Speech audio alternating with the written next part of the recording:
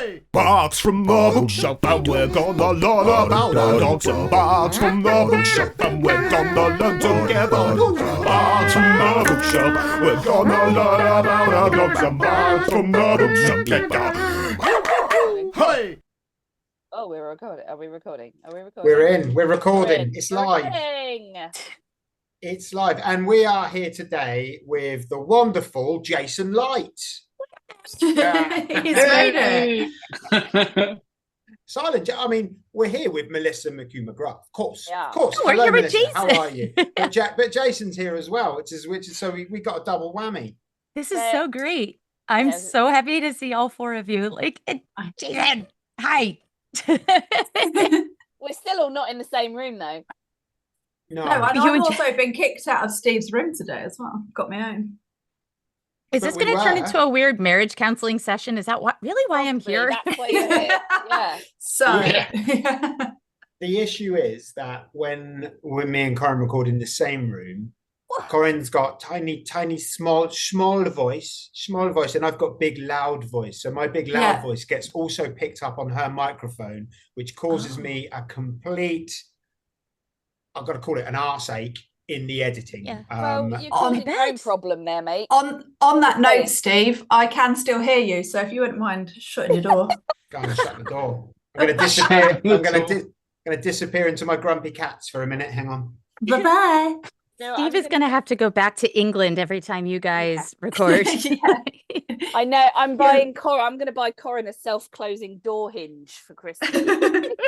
We actually have one of those on one of the doors. It's just not Steve's. So, well, I feel like so much has happened since the last time you've been on the podcast. First of all, I think I'm right in saying since the last time you've been on the podcast, we have met in person 2 different occasions. Twice. And that's all involved you traveling rather than us traveling, but you have come to the UK twice. It's fair to say, I think, since the last time you've been on the podcast, I'm gonna have to fill in these gaps, I guess. You have conquered the UK dog training industry, made friends with all our friends, left us behind. You know, we're like a little I'm surprised she's even here, you know. stepping stone to the sort of Tom Candys and Carrie Ann Selwyns of the world. Yeah. Sorry, pack 2. What? Oh man, that was so cool. Like, just to meet like Nikki and Tom, and like I did feel bad, but not really, but kind of, but not really, for embarrassing Tom on the stage when I mentioned gynecological exams in front of the entire packed audience. But I wake up in the middle of the night, and that moment is playing frequently. Just Tom's face of, I think we have a picture of that moment, don't we, as well? You do, and you're using it in the promos. And Awesome. just to add to Tom's PTSD. Hold on, everyone. I've got a confession to make. This is the only time I've ever done it. I've forgotten to press record on my little unit. Well, the YouTube watchers will get a little exclusive, won't they? They're going to get a little exclusive. We're going to have to come back in. Right, hang on. We're going again. Sorry. 3, 2, 1. Well, we should probably let everyone know. We did start this conversation about 3 minutes ago. 12, at least 12, Steve. Yeah. We started yesterday. I've actually been recording for a full day. I forgot. Imagine if we got carried away talking for 2 hours and then Steve said, "Oh shit, guys." Oh, I mean, it would be fine. We'd still have a good time. I have nightmares about that scenario, and a lot of podcasters more professional than me have a backup recorder running at the same time when they record, but I've never had to use it so far, and that was just I just missed a wee snippet off the biggest. So we're gonna have to go back in time, and reintroduce first of all Jason Light to the podcast. We're doing the Wayne's World. Yeah. Welcome, Jason. Good to have you on board. Oh, don't be silent. Hello. I thought Matt was cancelling my mic then. Oh Every 20 minutes, we're Right. going to have to do a proof of life check on Jay. Yeah. Yeah. Just make sure. I'm wondering who's going to be bringing that wine. That's what I'm wondering. Yeah. Well, that's gone I'm not wrong, even isn't in it? the house. He's not in the Could house. I'm Gru not in get the one of house. those I'm in the barrels? Woofis. Gru doesn't do anything for anyone. Everyone does everything for Gru. That's his Smart man. MO. Yeah. No, And you I'm may not. have, I mean, obviously those watching videos have had or already know what's going on here. But for those of I you just don't on know the what's going on audio, here, and I've been here for 12 minutes. I think that's going to persist as we go through the next 4 hours. Melissa has told us we're recording for. So welcome back, Melissa McCue McGrath. Woo! UK family. Grumpy Cats. I'm going to call this podcast Grumpy Cats Unite. Perfect. And for those of you who don't know why we are referring to Grumpy Cats, I'm gonna play in the little snippet at some point during this podcast because I did cut it out and play it in. But what I'll do is I'll add it in the edit. But I did laugh when I heard it back. It was very, very funny. And the story is that we did a it's the only ever Christmas show we've ever done, isn't it? We should do it every year, in fairness. Yeah. And for the Christmas podcast, we had a few little quizzes and things that we made up, didn't we? And one was about we were speeding up, or no, it was slowing down. Slow down. You did it in slowing slow-mo. down our voices, and we're trying to guess whose voice it was. So I knew whose voice it was, and then Nat and Melissa and Corrin tried to guess. And there's one snippet. I can't remember. Oh yeah, it was. I'm not gonna give away who it was because I'll play the snippet in. But one snippet was just incredibly hilarious. It turned out. So you'll hear that. Maybe, hang on, maybe by the magic of editing, maybe I'll play it in right now. There you go. So there it was. There was the Wow. the infamous. Seamless. We don't get it. Why don't we get it? Oh, well, you'll have to listen back, Nat, but I know you never do that. So, God. Here he goes again. I'm sure he's just set that up Does so that he mean- can give us a dig again. Probably. Yeah. So Anyway, basically, I'm Cool. the only one that gets it. Then that's what we're saying. that's Yeah. exactly it. It's just for me. It was just for me. Jay's Exactly. the only one that listens to the podcast. And Melissa. And Melissa. Our two biggest fans are on it. Yeah. Hang on. Let's just test who's the best. Have you listened to the Simone one? Yeah. I listened to the first one. Oh, The not second one just No, landed. the one Yes. that came out today. Have you listened to What, that the one one that yet? came out overnight while Melissa was asleep. Yeah, it's in my podcast player. But I did wake up and had stuff to do this morning, and then I get to talk to you guys in real life, which is awesome. Yeah, So I will listen to it this afternoon. Oh, don't OD on us. No, I have to be honest. I listen when I miss you guys. I listen to your podcast, and I'm like my Aw. friends, and it makes me happy. Oh. I really That's loved really your nice. voice notes last time when you were giving us ideas, and then you were like, "Hold on, you've already had them. I just listened on." I was Yeah. doing it as I was driving. I was leaving voice text. I'm like, oh, this is a great idea. And then, oh, wait, never mind. I should have listened to the whole episode. You already got there. Great minds, though, right? I love your voice notes because sometimes my WhatsApp will switch voice notes to like ×2 speed by accident. Oh, And no. you're the only one that I have ever checked and it hasn't been on ×2. It's Oh, so excited. You're so excited. You're talking really fast. I'm like, oh, hang on, speed that down. No, that's her normal speed. Okay. That's how I roll. So say you have ADHD without saying you have ADHD. What is even funnier, I think I told you guys this when I actually got to go to England and I got to go to the UK and I got to talk to you guys in real life. I think it was Steve and Corrin I talked to about being able to present for some animal behavior conference, and I had completely misunderstood the assignment, and I had to like take this 45-minute talk and fit it into 20 minutes. So I'm like, I'm going to put it in my podcast app, and then I'm going to take out every breath, every more than 1 second of pause, every every every and then I still wasn't in time, so I sped it up by like 2%, and I sounded like a chipmunk that took 2 lines of coke off of a toilet seat. Like it was not great.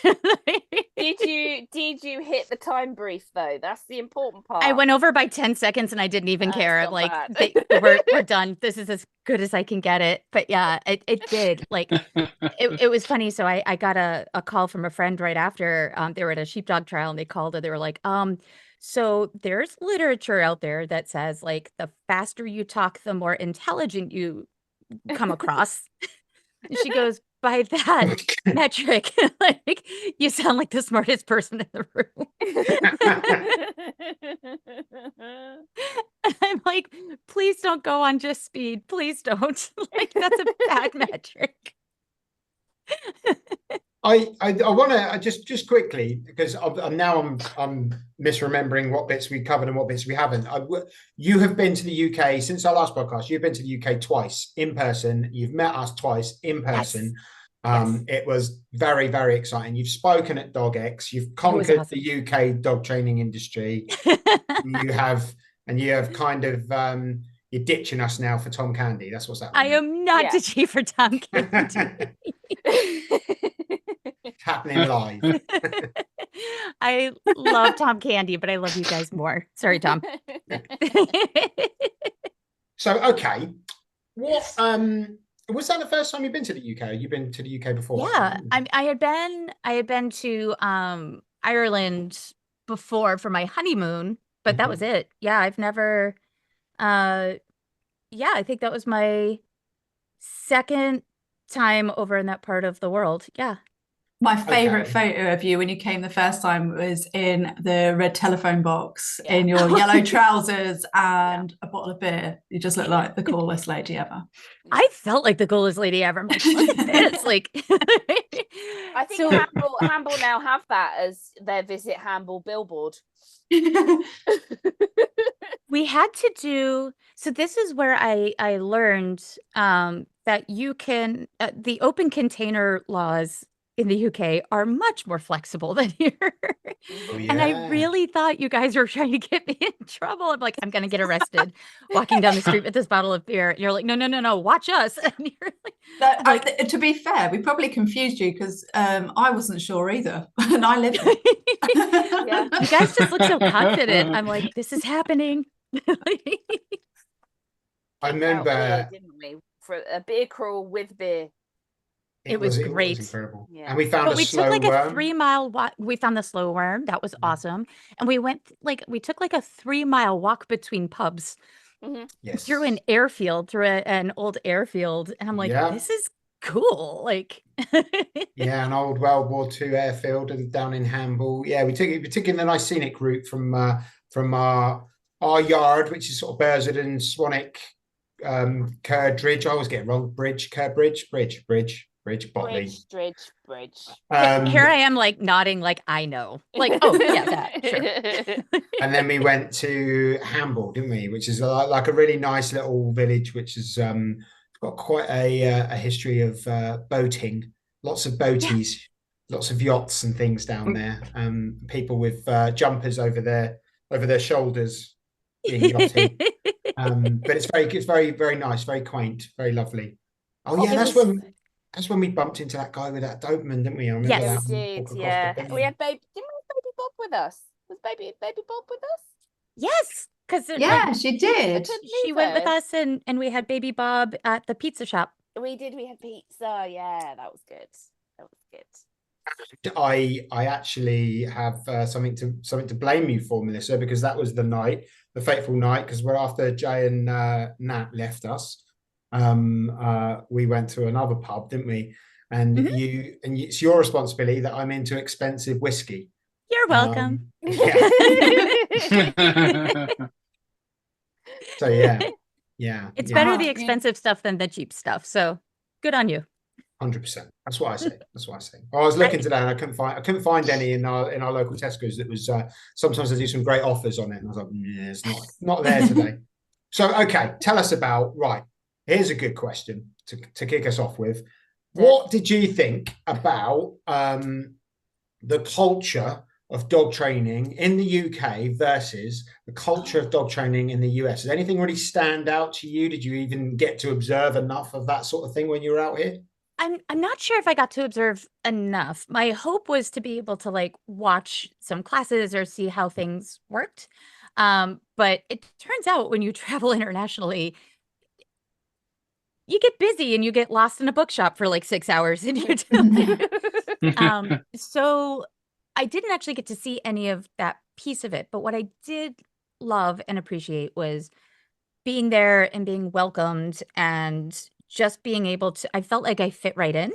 And that was really comforting, and being able to like make all these new friends that like had a similar mindset and training philosophy and learning from all these people. And it was, I don't know, it definitely filled my emotional cup in a way that other journeys haven't. So it was really, really fun and really, what's the word I'm looking for?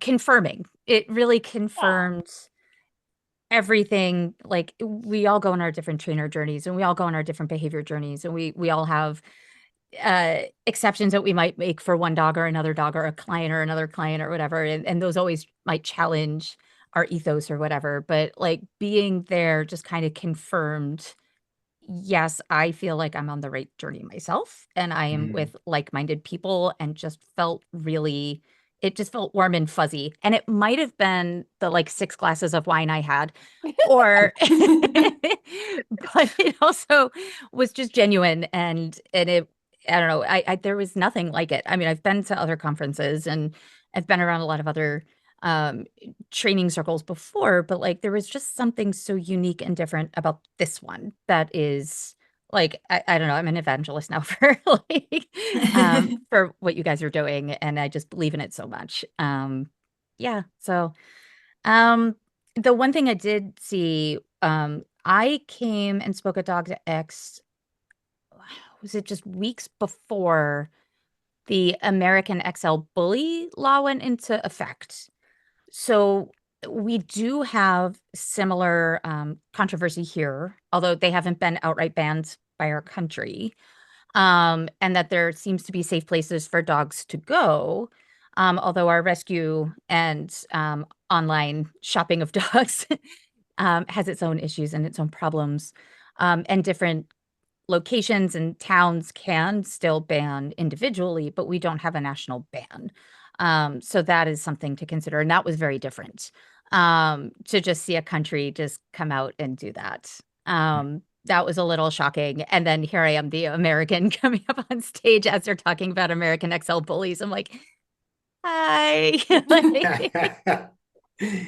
Yeah, it's been a funny time. It's been we oddly enough, we talked recently with another Carrie Westgarth, and Yeah.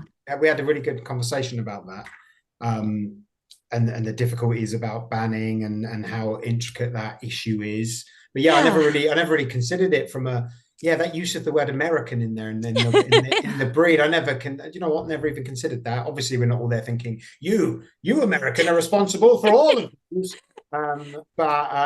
Yeah, sure, I'm sure it can make for some uncomfortable sort of traveling at that time, especially if you're in the dog industry. Yeah, and that was a like getting over there and then like having my news update to like American, I think it was like American bully ban, and I'm like, what the fuck did I do now? Like, I just got here. But no, it's interesting because I was listening to that conversation with Carrie and you guys, and it was actually at a very appropriate time because I was working with a dog who outweighed me. He's not an XL bully. He was just a massive Rottweiler who outweighed me and was just huge, who has severe anxiety. And I believed the owners when they were saying he was presenting in one way and that certain noises trigger him and certain people walking by his window trigger him, and that they can't seem to get a break. But here he is in my training room and he's doing fine. And we've talked about that word before. Fine is a 4-letter word. And I had to ask a lot more questions. And And so as I'm trying to get a little bit better idea, after a period of time had gone, the dog had clearly tapped out. And then I started to see the behavior. So the dog did get distressed enough, not by anybody's fault, just by being in an environment for a certain amount of time. And the dog saw another group of people walking across the parking lot with a dog. And the dog, I've got him on leash and I'm working on some attention exercises. I think he's below threshold.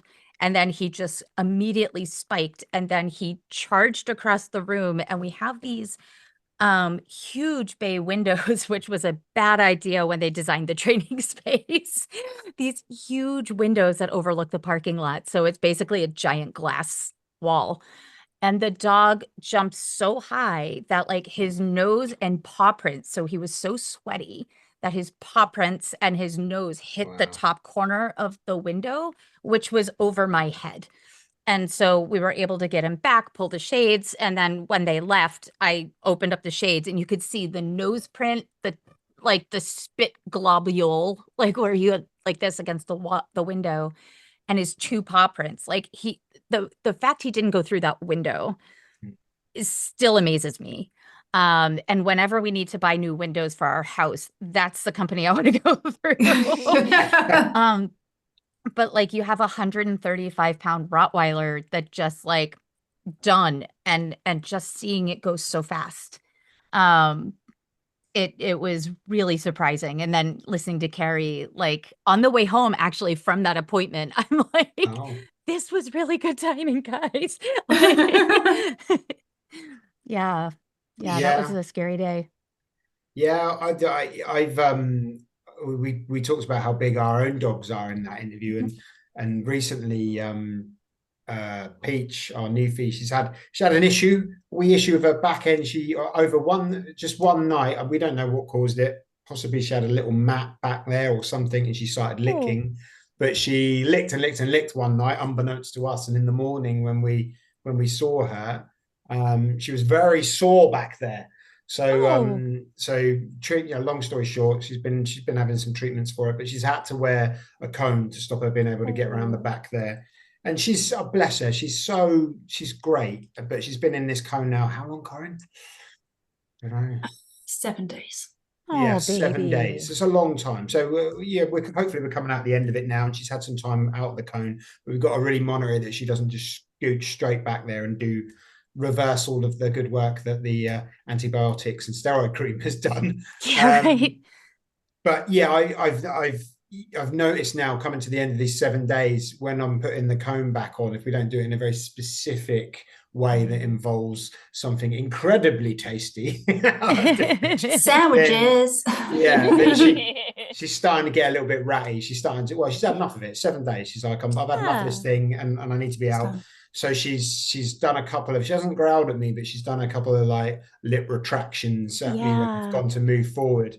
And she looks like, what she looks like, I mean, what I know her to look like Peachy Bear, my gorgeous big bear, and love her to absolute bits. Yes. And then she pulls her lip up and she looks completely, like quite formidably terrifying. Yeah. But I said to Nat earlier on, it's quite funny because she'll do the lip retraction, and then immediately she sort of goes from having her lips right back to this look of shock on her face, like, oh dear, that was funny, that was a weird feeling. And that felt weird. Yeah, it's very but it gets you thinking, doesn't it? It gets you thinking, like, if it shouldn't be, well, it should be. I mean, Nat's the expert on big dogs. I mean, I've got my own big dog, but Am I? She's shaking her head no. It does. It stops you in your tracks, and it makes you think twice about, okay, when you're handling, I mean, it shouldn't be different for any dog. It shouldn't, right? I know that, but there are considerations you have to make when you've got one that can sit on you and you won't be able to move.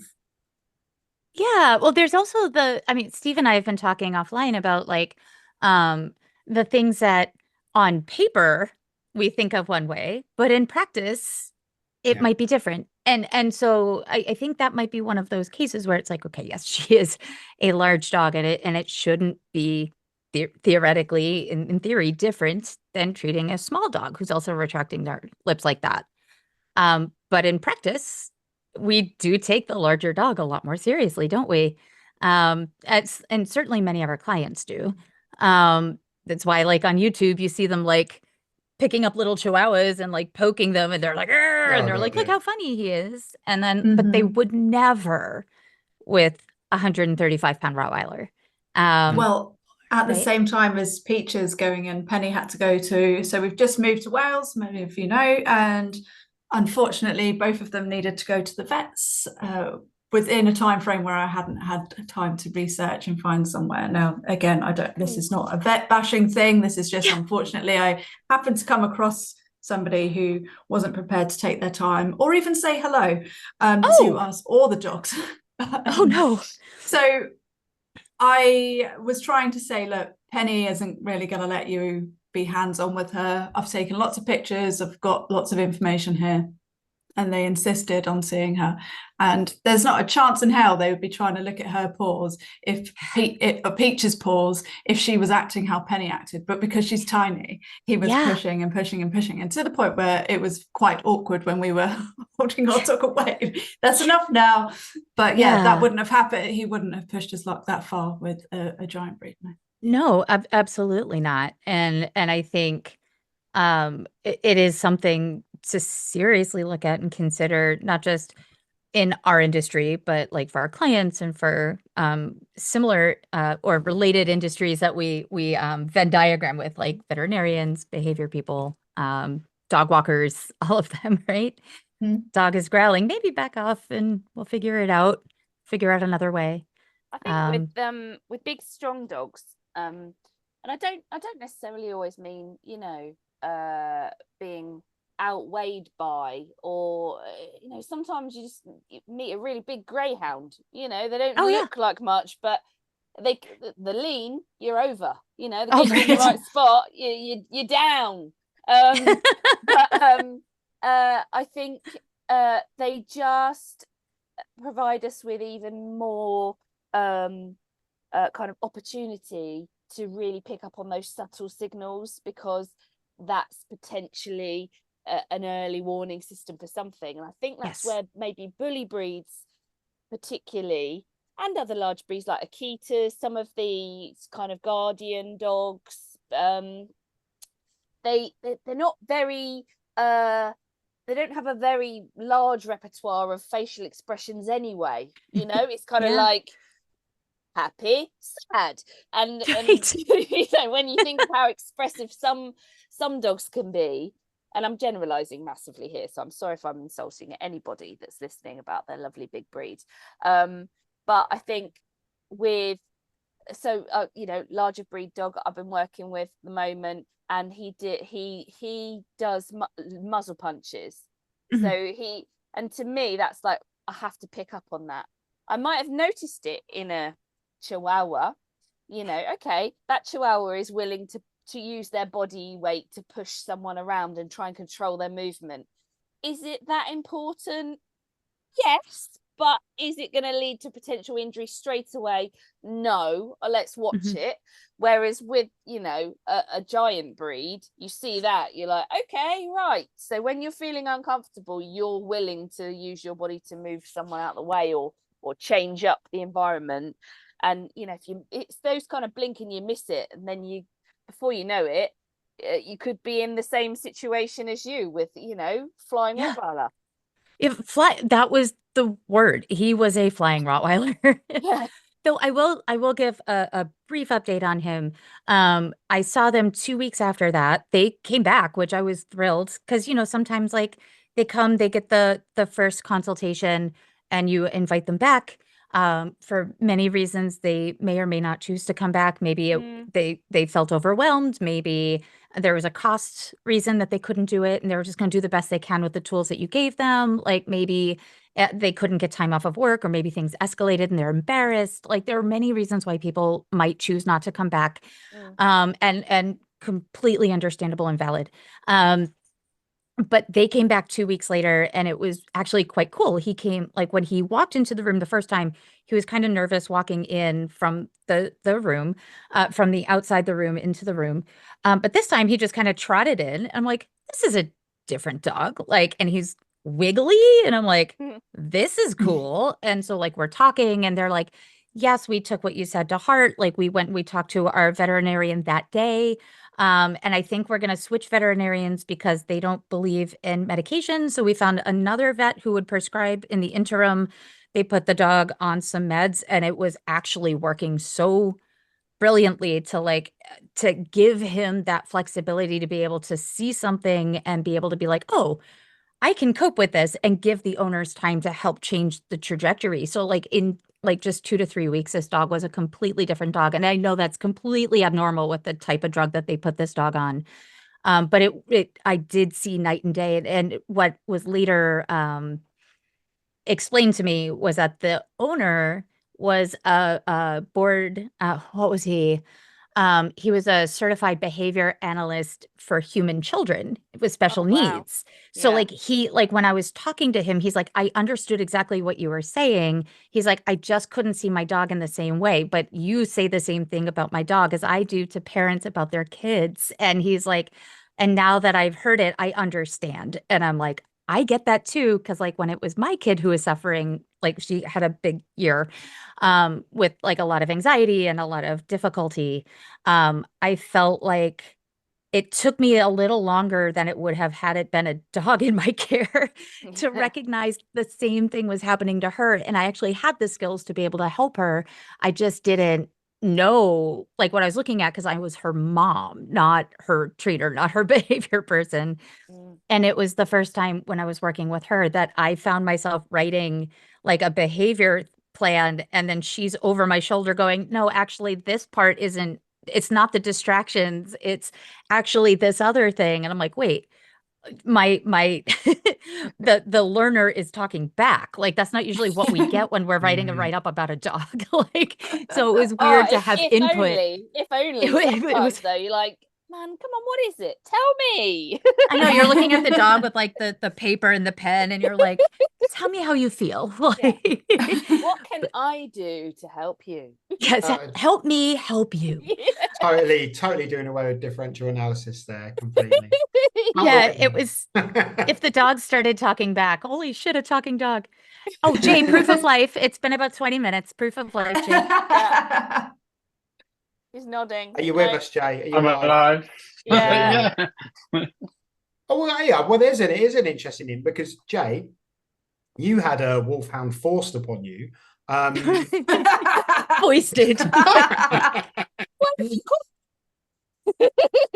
that must we hoisted him. Hoisted.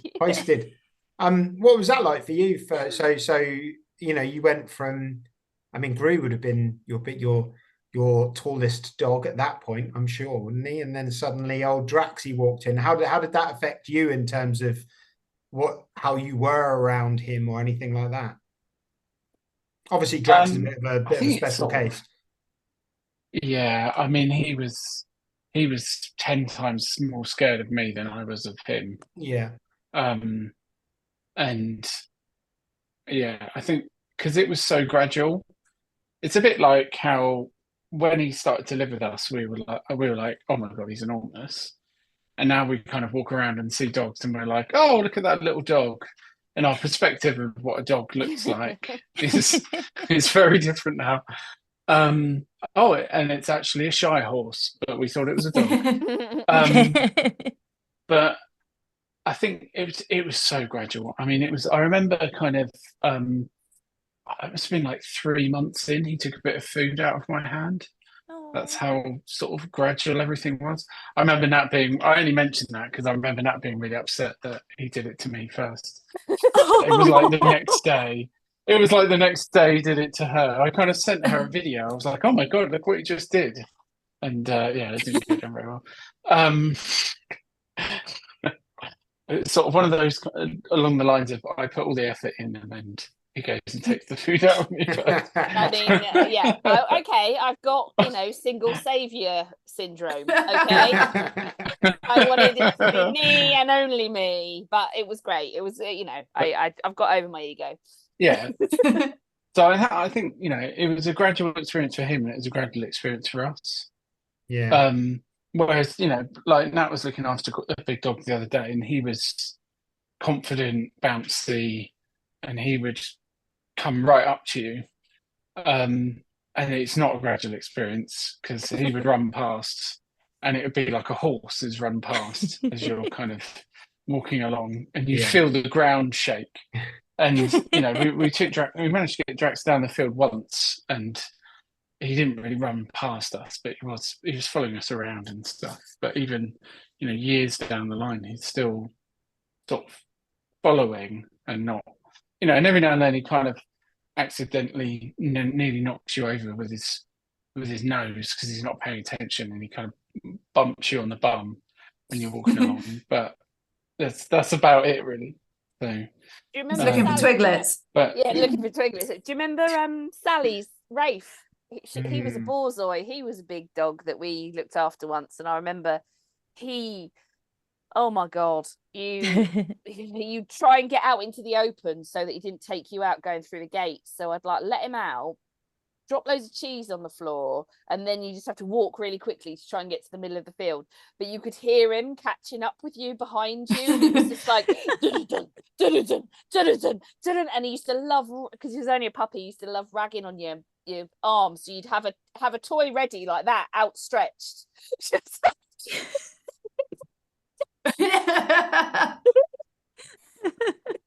And he used to like flybys as well.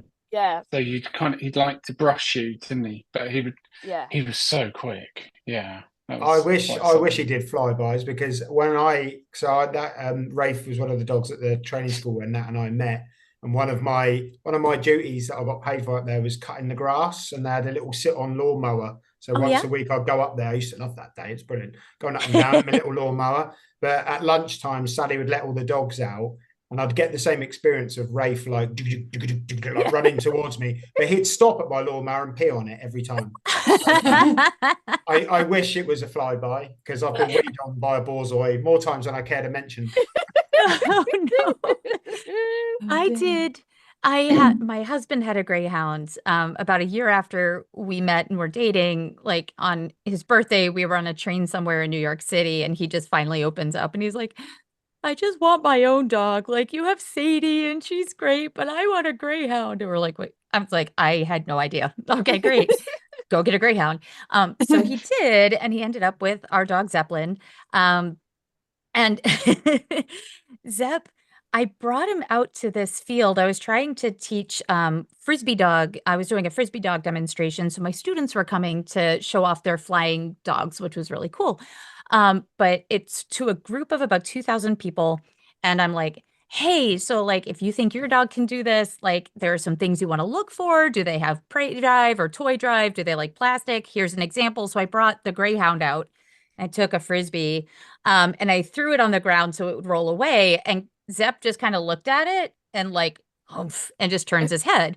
And so I turned to the audience. I'm like, yeah, so he's not interested. So he might not be into this thing. And then I hear everyone start laughing. I'm like, what's going on? Why is my leg wet and warm? And I look down and my greyhound is pissing on my leg in front of 2,000 people. Like, so that was fun. Like, yeah, super fun. I was the only tall thing in that flat field, and he had to pee. So there you go. Dogs always there to bring you down a peg or two. Yep. Yep. I was worried where that story was going, and then you said it was the greyhound. So. Did you think he was going to go get the frisbee? No, that wasn't what I was thinking. 2,000 people anyway. That's a whopping audience. Yeah, it was a big one. So it was in Boston. So it was like this big pet festival. So there were like frisbee dog demos, there were agility demonstrations, try scent work with your dog. There were all these vendors. It was huge. It was a lot of fun, but until I got peed on by my greyhound in front of everyone. Good story though. So you've just jogged me into something else I wanted to talk to you about. So you again, since the last time you've been on the Speaking of podcast, peeing on you, yeah. Yeah. Remember that sports. time? No. You've moved, haven't you? You've moved from the city. So the whole reason we ever spoke to you in the first place is you had this amazing book considerations for the city dog. And now you have you've like with us, you've given up on the city, like you've given up on Pact, and you've moved to the country, like the Tom Candy, the countryside. So yeah, that's a good line of questioning, isn't it? So what have you learned? So obviously, Captain thriving in the countryside. What I found funny, so we spent so much time trying to find a dog who was comfortable in a city, who didn't get thrown by sounds. Like we had, I know Corrin and I, in a different thread, maybe a year or two ago, were talking about like the hard choices to maybe relinquish a dog that's not a good fit. And we had, because of our environment, we had at the time a 3-year-old kid who will be 12 in 2 weeks. We had a 3-year-old kid. We had 2 cats in the house. We lived on a highway next to a throughway, so like an interstate. So it was just super busy all over the place. And it was just so crowded and busy. So we had to be very particular about the kind of dog that would thrive in that environment. And over some time, we found Captain. And he didn't seem to care about noises or cars or anything like that. So that was a great win. When we moved here, though, and if you live in the country, you might know, or maybe this is an American thing, I don't know. But in American cities, you don't talk to people. You just kind of keep your head straight, earbuds in, you're in your own zone. Like you don't talk to somebody, even if they're on fire. So you just kind of like maybe look at them weird and then you just keep going and maybe they'll figure it out. Yeah. In the country, you're just looking like attention seeker. Move on. Just like you're on, you know what? You'll figure it out. You're smart. Yeah. So what we realized prior to moving actually to the middle of nowhere, Maine, we had visited some friends in a very quiet area, and I take Captain for this walk, and you could see about maybe half a mile down this straight little dingy road. So I'm walking him, and I can see like this tiny little speck walking towards me, and they're like, "Hi," from really far away, and I'm like, "Hi," from really far away, and Captain's like, "Oh my gosh, there's one person I can see," and then he's getting, "Oof, oof, oof." He's like an old trotty. I'm like, "You can pass thousands of people and not blink, but this one coming weirdo." Yeah, that one weirdo. And so like, when do I start talking to this complete stranger? Because like in New England, you like have a conversation. How are the wife and kids, even though you don't know who they are? So it was a very different experience to watch my dog be almost unsettled by just having one person in his view. It was almost more like having more things around him just kind of became background noise, but having one he could fixate. And that was something that I didn't expect. And now we live on a dead-end dirt road. And so maybe 3 cars go by a day. And those are our other 2 neighbors who live on the other side of us. And when they go by, he's like, "There's a car." And like before, he never noticed cars because it was always constant. So those things, we've definitely noticed a difference in him in being able to tolerate certain things that in a city didn't bother him at all, because I think just the sheer number just made it background noise and he habituated. But we have been able to do some invasive species work, which we wouldn't have been able to do in Boston. And that's been a lot of fun. And I have been able to let him off leash, which was something that we've never been able to do anywhere in the city, because even in quiet spaces, there's still thousands of people also looking for a quiet space. So, but we do have 3 acres of property. And so he can zipper along back. He always has his long line on in case he makes choices, which he does. But yeah, all in all, he's doing really well here, and he really, really likes it. He still can't figure out bumblebees, like the flying spicy flies, and the jalapeno spicy flies. Yeah. He thinks that they're super fun to catch. He hasn't actually got one yet. The day he does is going to be a very bad day, and he's going to be one of those memes with like the fat face dog. Yeah, so we have Benadryl at the ready. Yeah, Penny's the same with bees. I'm like, anyway. But yeah, it's weird, like, because you talk about Captain's experience. So Penny had a lot of triggers back when we were in Southampton, Yeah. and she let us know about them all. And since we've moved, it's done her the world of good. So Yay! I mean, it was so bad the other day. They put signs up. We've got a driveway, and then there's the road, and it's not a busy road at all. But they put some signs up where they're going to put they were going to resurface the road, so it was like, careful, you skid. And I was like, oh, I wonder when they're going to do that. And then we came out of the house the other day, they were like, oh, they done it. And Penny didn't tell us about it. I'm like, that's mad. Like, that doesn't exist. Like, somebody putting something in the bin where we used to live, we'd be like, oh, that's Darren putting something in the bin. The things we used to know about, and now things like that can happen, and we just don't even know about it. Yeah, it's remarkable. And that's what a lot of my students had discovered when they moved from the city to a quieter area, that a lot of their dog's behavior, in many cases, not all, that a lot of, once the triggers were gone or minimized, that the dog wasn't constantly over threshold. So like you didn't see those reactions nearly with the same amount of frequency. So tell Penny, I'm glad that you guys bought her a house. I know, right? I'm so glad, because she also was like having allergies, and it was generally when she was using the garden, I was like, we've just bought her a house, because let's be serious, we did buy her a house. Yeah. And then I'm like, she can't go in the garden. It's so upsetting. Oh no. But don't worry, we've got it under control, and we're now having the best time in the garden together. It's all good. Yay. Apart from now, the Newfoundland's broken, but hey, you got to take these things in turns, haven't you? At least it all doesn't come in one go. Well, it did, but never mind. Here's a question for you that's totally non-dog related. Are you linked to a septic tank? You got one of those situations going? We do. Do you? Is this going to be septic tank talk? Here we go. Right, I'm off. I'll see you later. Yeah. I don't want to go into too much information here, but we had too late. I've had an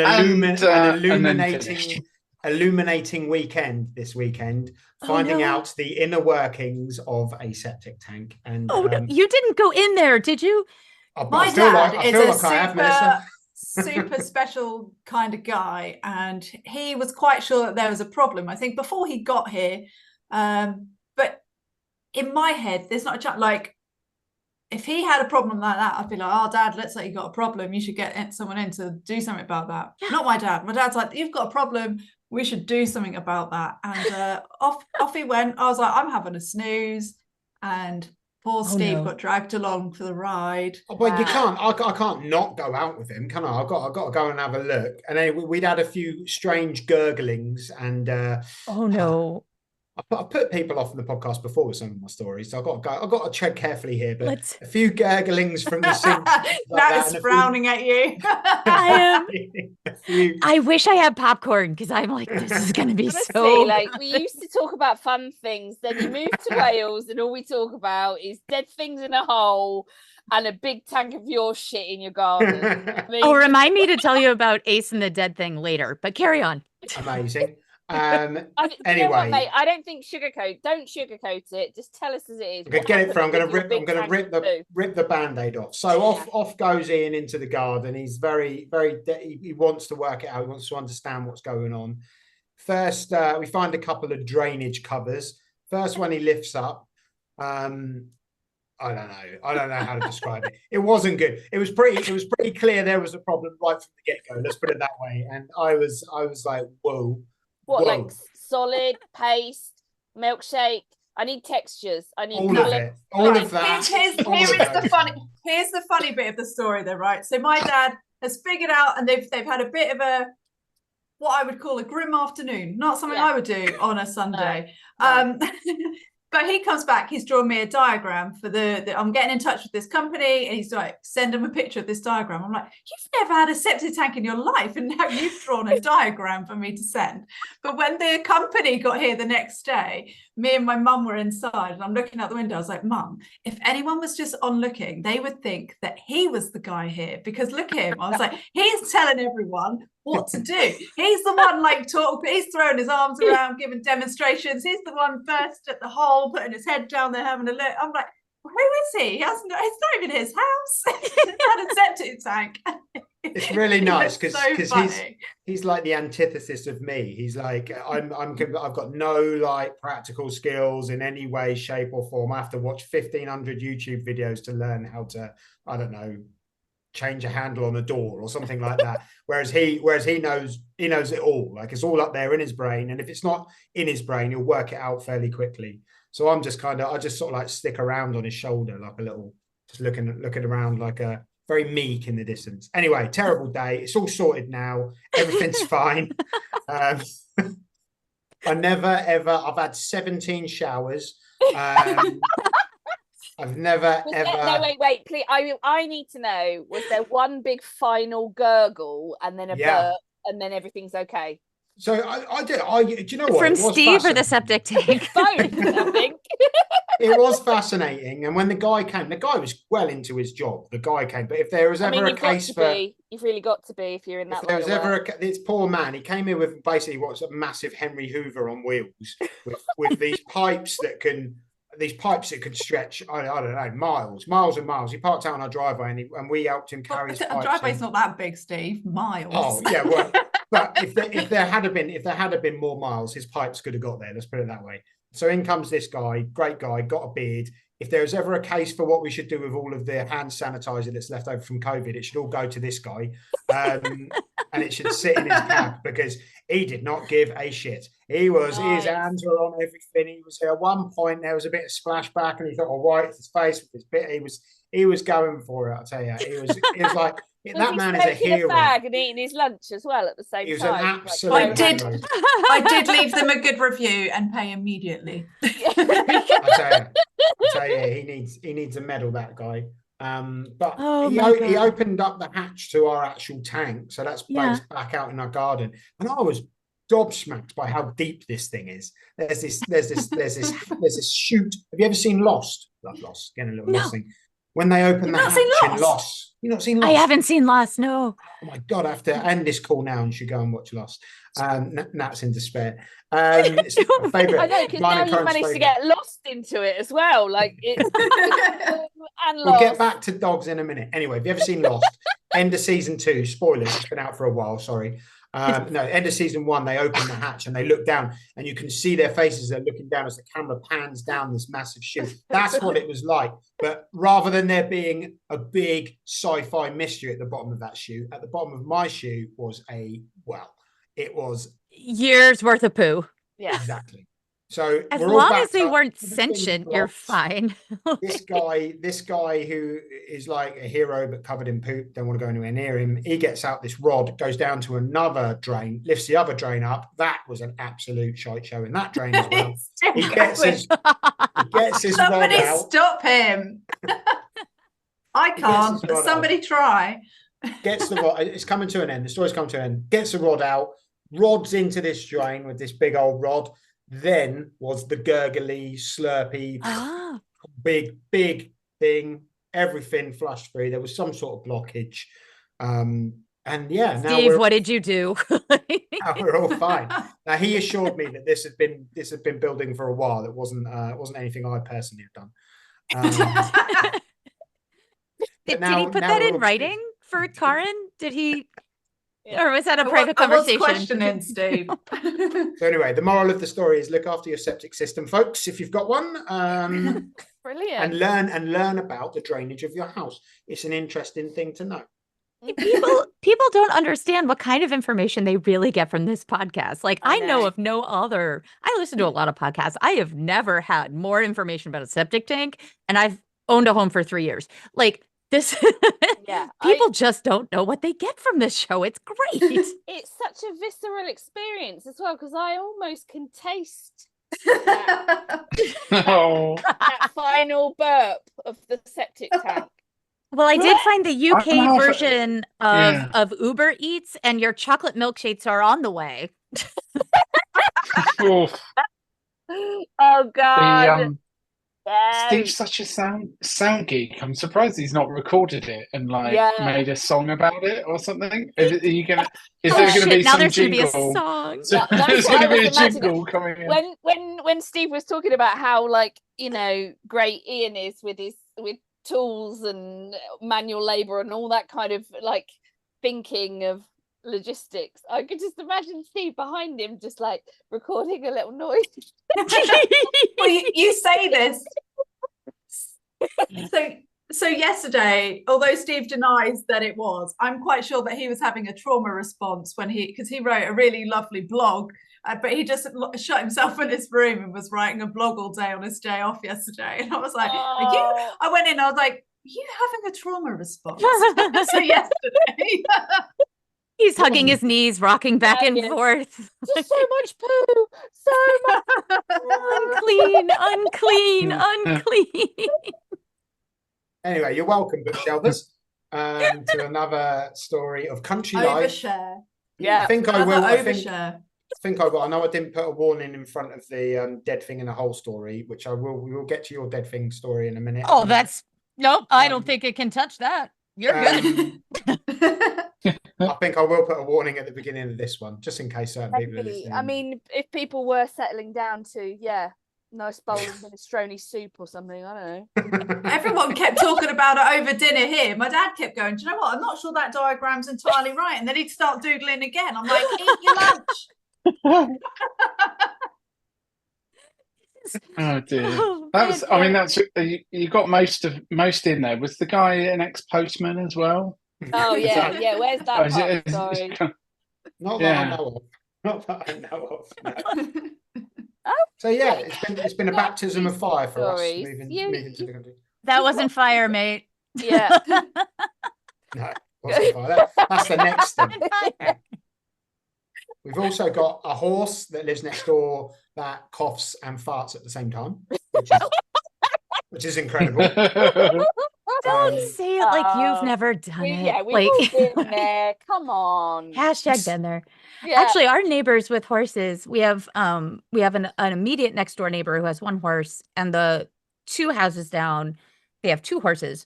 But there was a period of time where both houses had to euthanize their elderly horses. And then they each had one.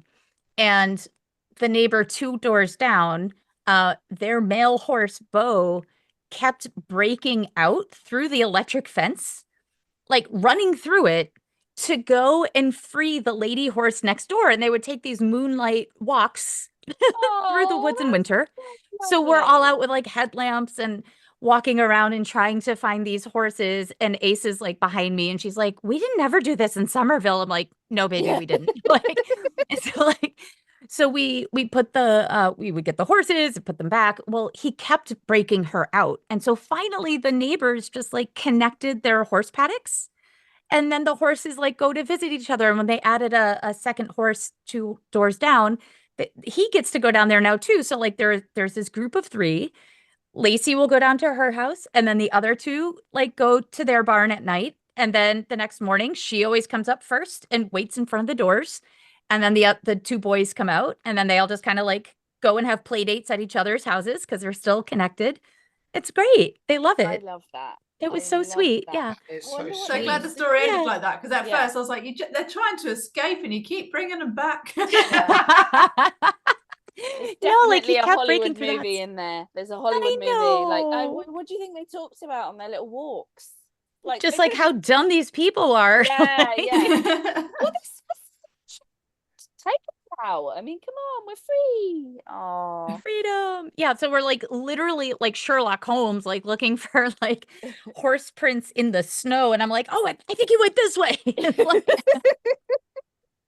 Okay, so you mentioned about invasive species. Do I want to talk a little bit about that? So I was going to ask, what are you? So obviously moving to the country, I guess you've had to say goodbye to a lot of the clubs and things, teachings and things you were doing back in Boston. Yeah. So how have you managed to integrate back into the world of dog training out in the sticks? Well, what was really funny is, so like we jokingly call Portland, Maine, Boston North. Like it's like the furthest suburb of Boston, which is in Massachusetts, 2 states away.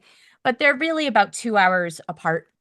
And where I am is about an hour and a half north of Boston. It's very, as I've mentioned, quiet. But we're in a tourist town. So it's a coastal town, but we're on the far west side of it. So west side. So okay, this is going to be a not surprised. Steve and I are on a podcast. Of course, there's going to be a derailment. Okay, so like when we moved here, it was 2021, just after or just as COVID was. We were still like in the States. I think we handled it a little differently than you guys did in the UK. You guys kept going.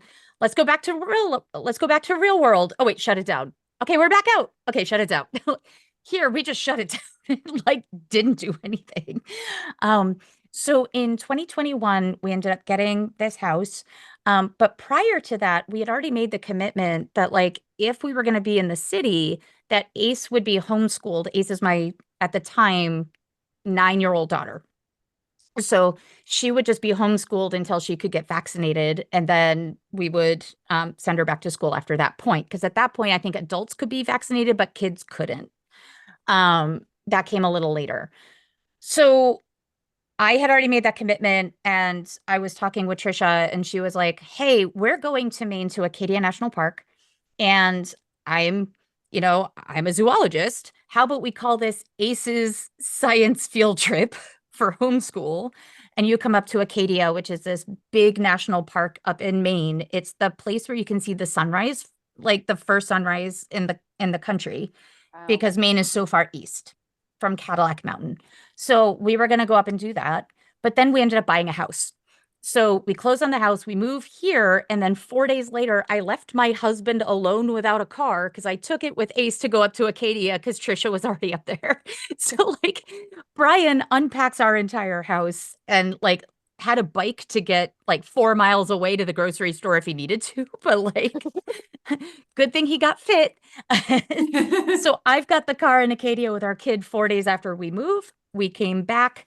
And then that day, a trainer that I had collaborated with the day we got back, she's like, hey, I don't know what you're doing this afternoon, but I have friends who work at the Kennebunk shelter, and they're a really good group of trainers. I think since you're now in town, you should probably go meet them, and they're having an open house today. I'm like, when? She's like, in a half an hour.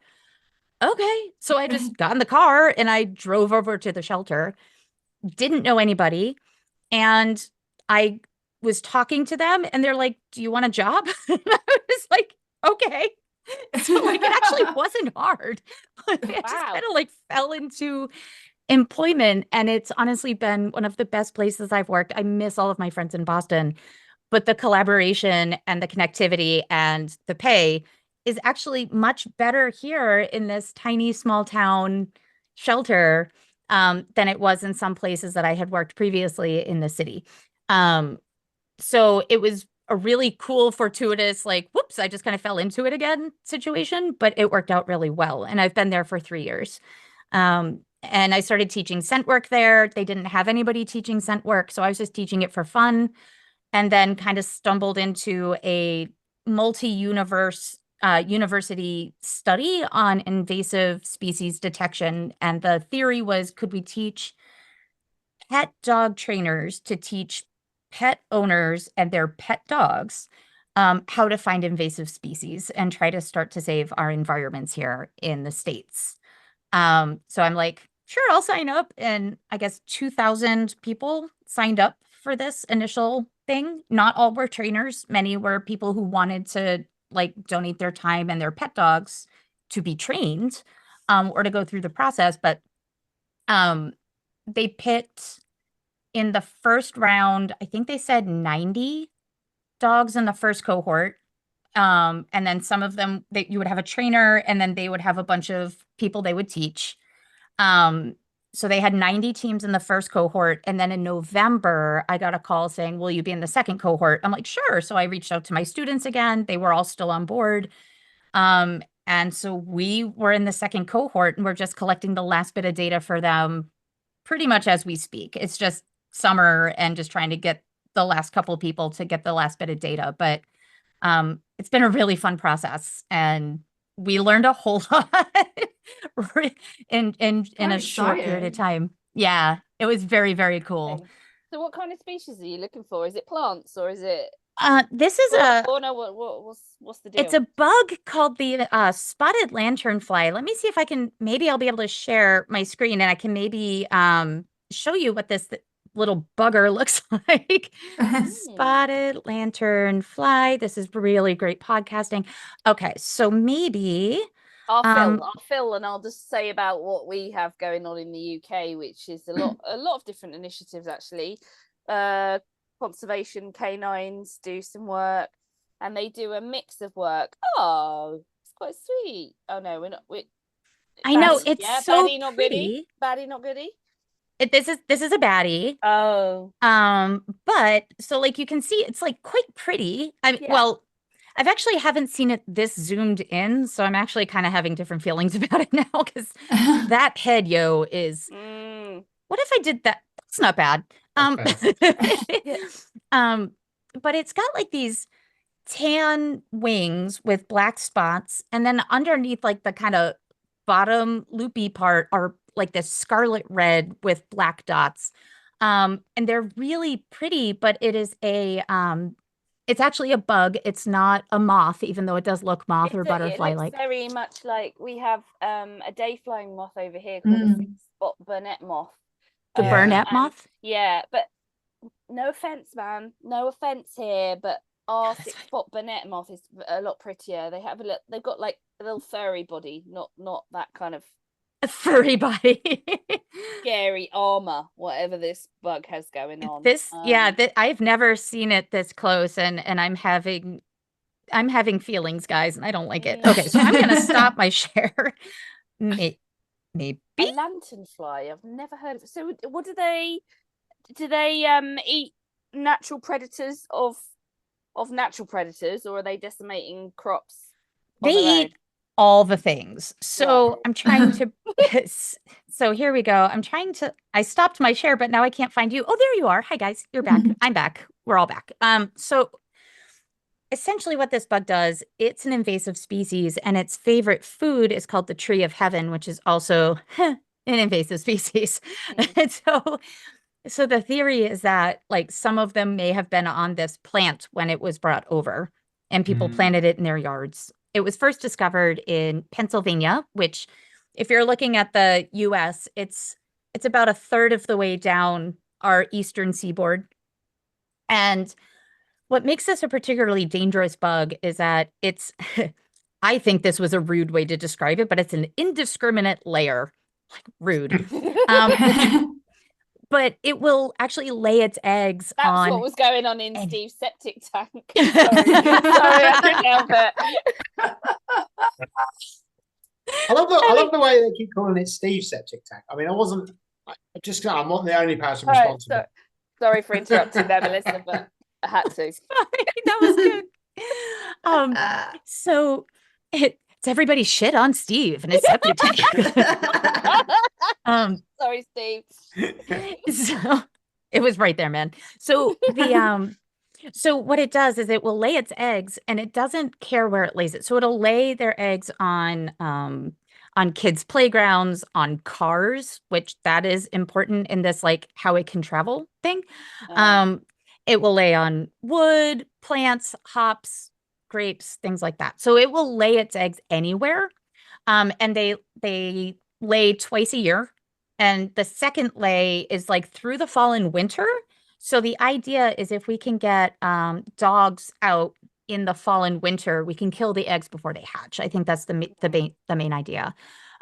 But what makes this particularly dangerous is when the bug feeds with their piercing, sucking mouth parts, which is a phrase I never want to hear again.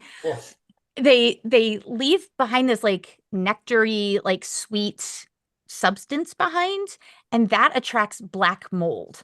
And that black sooty mold basically decimates the entire crop. And one reporter said that this looks like scorched earth without the fire. So in Maine, where that's particularly dangerous, we are a state that is almost entirely dependent on tourism and the environment. So our fishing industry is pretty much the only industry that isn't actually greatly affected by this bug. If it gets into Maine, which only has one, it's the only state that has one border with the rest of the contiguous US. Every other state has multiple borders, but we only have the one up against New Hampshire. So because those cars might have spotted lanternfly on them, it looks like mud spatter is what the eggs look like. So is it a mud spatter or is it like this dangerous bug? We don't know. So if it crosses over the river and into the state by that one highway that we have, because we are vacation land and our population increases like 8-fold in the summer months, we could potentially be bringing it in, and that's a problem. It's currently, I believe they said, in 18 states right now. And Pennsylvania used to have to put themselves in quarantine. They weren't allowed to take their car into another county or another state without doing an inspection on their car, their clothes, any boxes, anything that they were taking in or out. It's pretty bad. But I did discover that sweet stuff that they kind of spit up while they're eating attracted bees as well. And so some of the bees in Pennsylvania were leaving behind honey that was darker. It looked almost I want to say like car oil, but way more appetizing. It just looked like. But people noticed that the honey started tasting smokier and they couldn't figure out what was going on. And then they traced it back to the spotted lanternfly. So they were basically getting the sweet, vomitous, gross from them and turning it into honey. And so this one honey person. Yeah, that's the word. Yeah. Sure. Mr. B. Mr. B, the person who makes honey happen from the bees, started calling it Doom Bloom. And so he sells his like spotted lanternfly honey as Doom Bloom, and you can buy it from Philadelphia Bee Company. And I have purchased it and I have had it and it is delicious. Wow. Yeah. So they're a pest unless they're involved in honey making. That's pretty much it. Yeah, that is legit the only thing they're good for here because there's no natural predators of the spotted lanternfly. So it can decimate hops, vineyards. So sorry, Steve. They're coming for the beer. Coming for beer, wine, whiskey, corn. For us, hardwood, so our lumber prices would go up, which affects the cost of houses and repairs and things like that. So it's a pretty dangerous bug, and we're hoping to keep it out of our state if we can. And so I was responsible for training 6 dogs to detect their eggs. I wish I brought it down. Maybe before we get up, I'll show you what their little egg packets look like. But they sent me a bunch of metal mesh, and they put a bunch of the spotted lanternfly egg in it, and then they flash froze it to kill them. So I'm walking around the state of Maine in my car with my little kid's lunchbox. It's like a Pokemon lunchbox with like all these dead fly eggs, and I'm depositing them like the invasive species fairy to my students, so that way they could start training their dogs. But we use the same techniques that we would train them for birch, for clove, or for any other scent work that people do either through AKC or through scent work, performance scent dogs, stuff like that. A couple of things that we realized though that we didn't, that we weren't really expecting. When I teach these sports, I think I was one of the few trainers who actually never competed in nose work, and I've never done an ORT. So I've only taught it to like for behavior reasons or for confidence reasons or for fun. So I've never been to a trial to compete. And many of my students haven't either. Most of my students come in because they have behavior issues and that they want to have something that they can do with their dog. And this is a great outlet for them. So we have always taught when we say find it, the F word, we don't use it in vain. There's always something for that dog to find. An invasive species detection, you might bring them to a field and say F it, and there might not be anything there. So we had to find another way to communicate to the dogs and to actually teach them. For some of these dogs, they've been doing it for 3 years, 6 years, 8 years, to teach them to tell us that there isn't anything here instead of lie to us and be like, it's here, feed me. So that was one thing that we really had to overcome and figure out. And the other was actually the ORT itself. Because none of these dogs had done it when we were training. We just put out like 6 boxes. The dog would search, and then we'd mix them up from the floor, send them out again, mix them up, send them out. And so they were like, go, go, go, go, go. In the ORT test, the odor recognition test, you would have these 6 boxes. 4 of them would have distractions in it, And then the last two would either have spotted lanternfly and a blank or 2 blank boxes.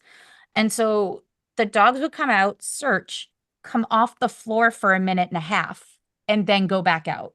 So that minute and a half break kind of broke our dogs because they were used to just go, go, go instead of go, stop, go, stop, go, stop. We didn't think that that was going to be a challenge, but it really was. Like, so we had to, like, they all tested once. 1 dog passed of the 6. We all tested again. And then the other 3 that ended up passing that part of the test ended up doing really well, but we had to train for that extra time in between searches because that longevity was just too much for them initially. And that was something we weren't expecting. It's amazing. It just shows you like different practical applications of all the amazing stuff that dogs can do. And yeah, I always feel slightly uncomfortable talking about invasive species and non-native species because it just has smacks of fucking Nigel Farage in it, you know, and you hear yourself saying certain words and you're like, I don't and it's just horrible, but you know, most of it's human made error and you know, us wanting to strive for having a pretty plant in our garden. So well done us. I really like the way that you know, normal, you know, pet dog trainers can get involved in what is really important in terms of surveys. And when I was working in conservation, it was pretty new really in the field of wildlife conservation. And you know, using discriminate scent. So I know there are a couple of projects out there that do for otter spraint, so to be able to do otter surveys, because if you're a human and you're doing an otter survey, you're basically looking for footprints or shit. That's your you know, yep, tick, they're here. You're very rarely going to see an otter just swimming along going, I'm here. It's like you show up like, hey, I'm here to do a survey, and then they're just like closing the door. We're not home. Exactly. Yeah, no, we're out. So yeah, it's really nice to think about real life applications of it all. And I love your story about moving as well. Sometimes life just surprises you and all slots into place in the right way, doesn't it? It really does. COVID was happening and it was, you know, global pandemic, but well, as I said at PACT, like the 3 words that you never want to hear are aspiring EDM DJ. And that was what was going upstairs in our apartment during COVID. So we were motivated movers. I write, Melissa, in that you're in the process of writing another book as well. I am, thanks to like people at you guys, like y'all did this because like you invited me to PACT, and in the pack, like there was like a goodie bag. So at the end of the night, there were some left over, so I grabbed one, and inside that was like a little card or one sheet like of a publisher who is looking for people to write books about dogs. I'm like, well, I've got one mostly written. So I reached out to her, and then she wrote back and said, we're super interested. And that was really, really cool. So I'm under contract with 5M in the UK. So I'm going to have to learn how to spell things with extra U's and know the appropriate time to write pants versus trousers. Those are the 2 places. And we've talked about suspenders in the past as well, so be careful there. Oh, I learned a new one. There's a new one. Okay. I was doing a talk for kids and dogs, and I was trying to write solicitors, which are people who knock on your door here in the States, like ding dong, would you like to learn more about Jesus or whatever? Yeah. But no, in the UK, they're lawyers. Yeah, yeah. We'd call that cold caller, probably. Yeah, cold callers, or which is what we would call a solicitor. So like you'll see on people's doors here, no solicitors. So so yeah, I wanted to tell you guys that one. I was like, oh, I got another one. I don't know where or what I was watching, but Suspenders came up the other day and I thought of you, Melissa. Yeah. I will forever think of you when I hear the word Suspenders. Fantastic. Braces? Yeah. So what can we have a little spoiler about what the book's about, or are you keeping it under your hat? Oh, I can't keep anything a secret. You know that. So they've already told me I could like promote or talk or do whatever, which is great. And I hope I interpreted that email correctly. If not, I'll let you know after. There'll just be a big beep here for the next 30 seconds. Yeah. Or a giant flush to stay in theme with the show. No, it's about all the things. And actually, this is going to be part of my talk for PPG in a couple weeks. And why I had reached out to you guys about getting quotes from you guys. That's yeah. So yeah. And I'm hoping to, if it's okay, you can cut this if you want, but like I'm hoping to also put your quotes in the book too. Yes. But it's about all the things that when we got into this work, more often because we love dogs, what we wish we knew, what they don't tell you about working with dogs when you first get into this industry. And there's a lot, it turns out. So I thought that would be a good place to start the book. I've been jokingly calling it an educational memoir,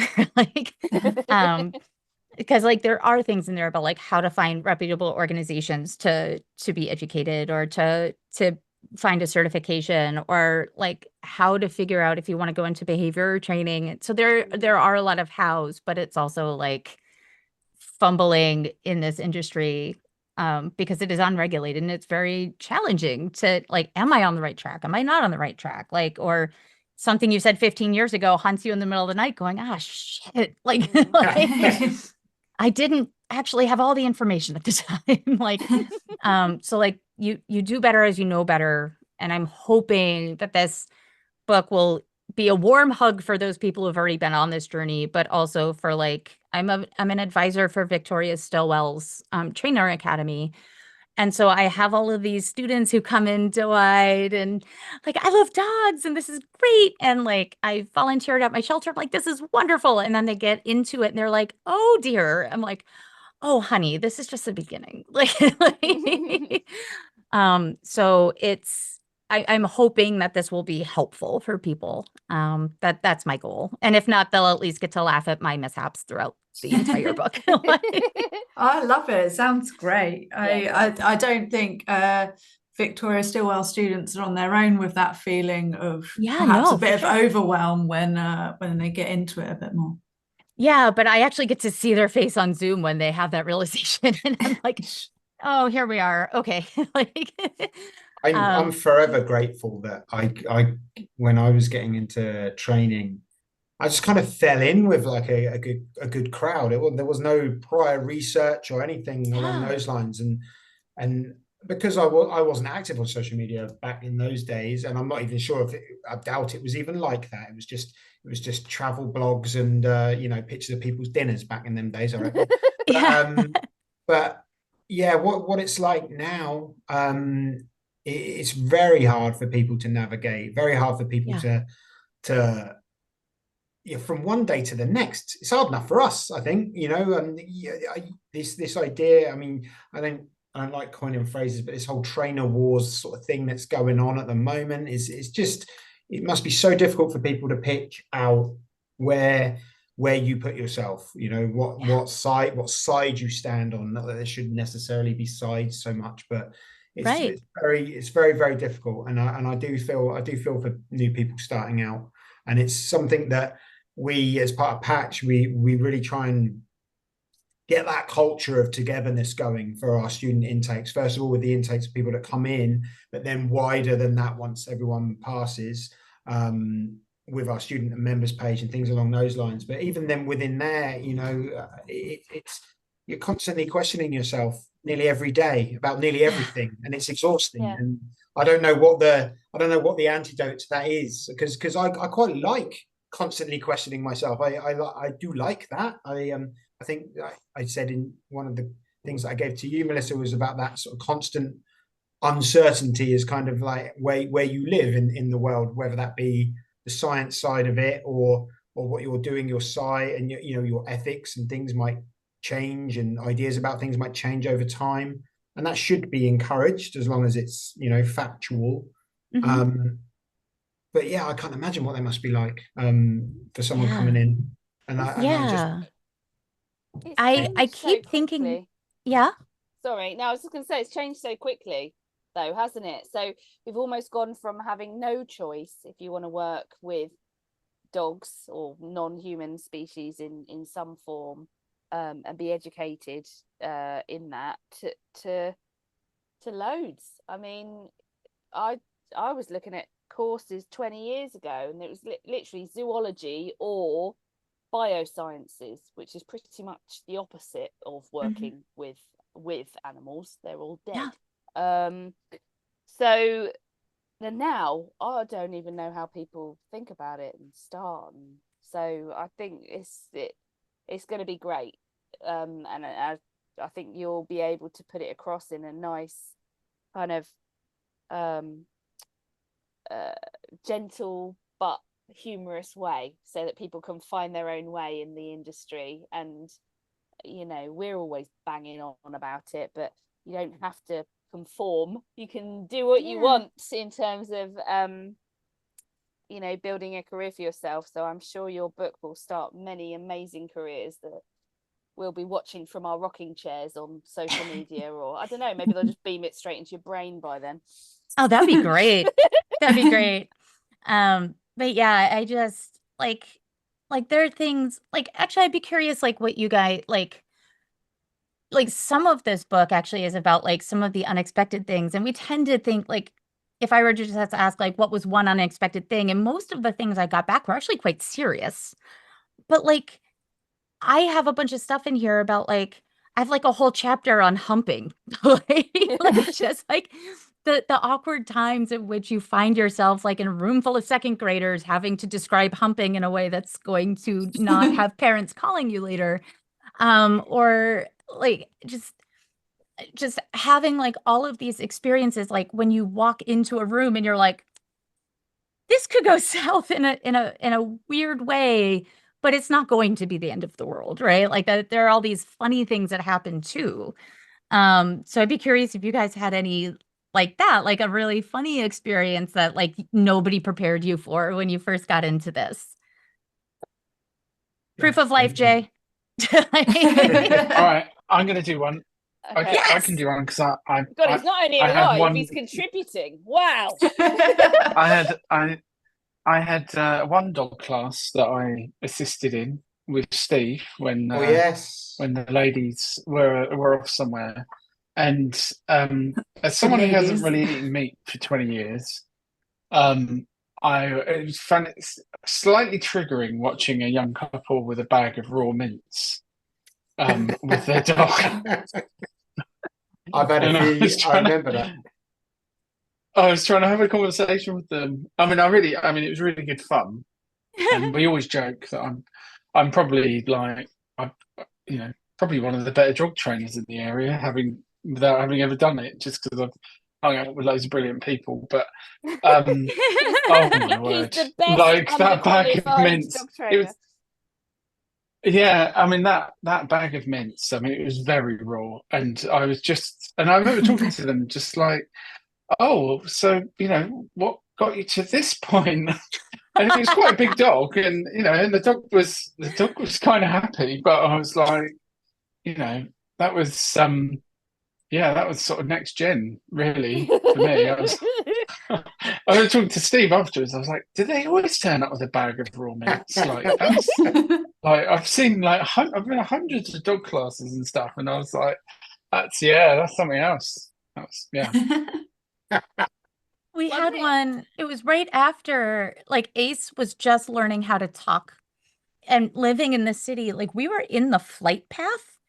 And so every time we would see a plane, every 30 seconds for years, she would go, airplane. So I'm in a field in Newburyport, Massachusetts, middle of nowhere. I've got this aggressive very, very anxious and aggressive Great Dane on a long line working on some recall work, and an airplane goes over, and I just look up a grown ass woman going, airplane.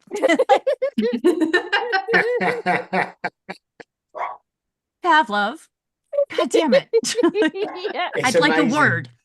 It's amazing, isn't it?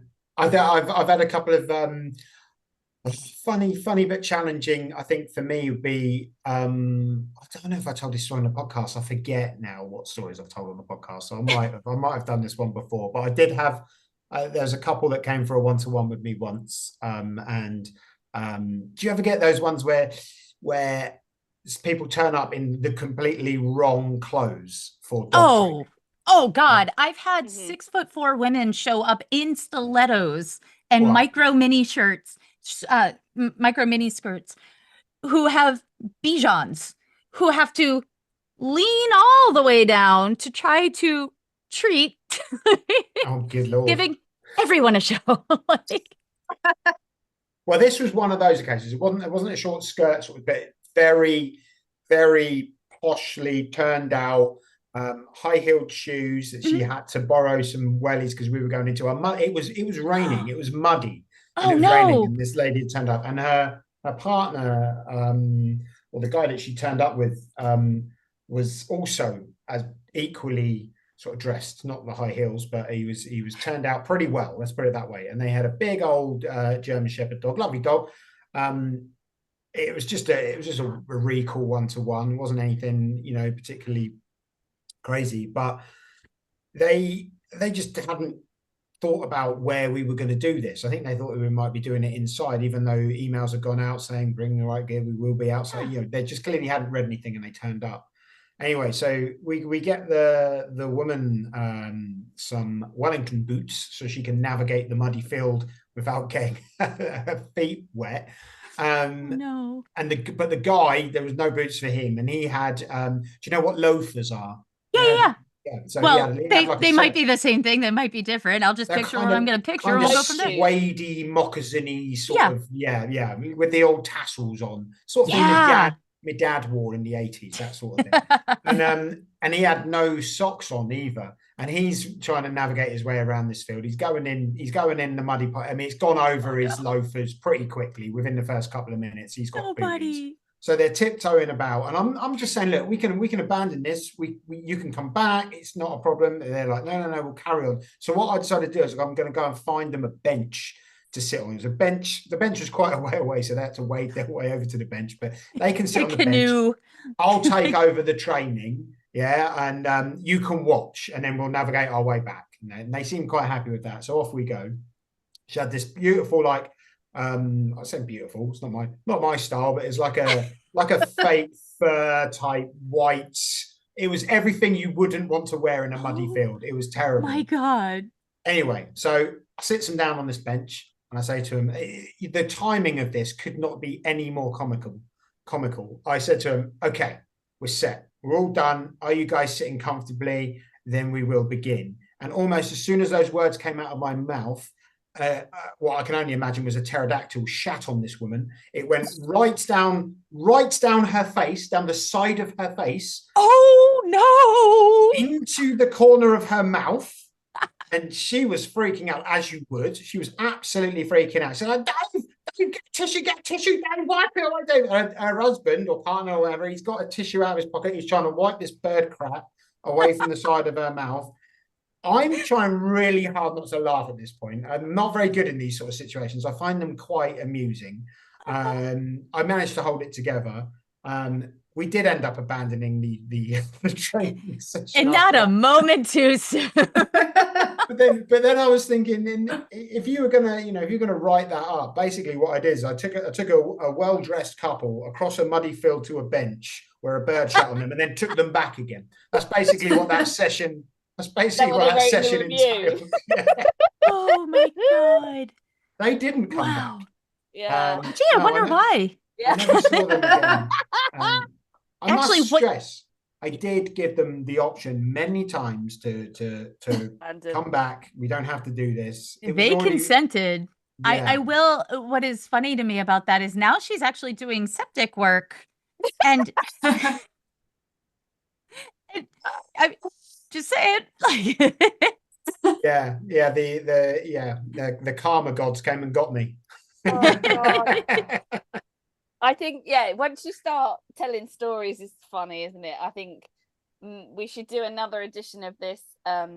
Maybe not record it and have more whiskey and give you some more ideas for the book. But I think if you haven't got a chapter already, you've got to have a chapter on amazing things owners want to show you that their dog do.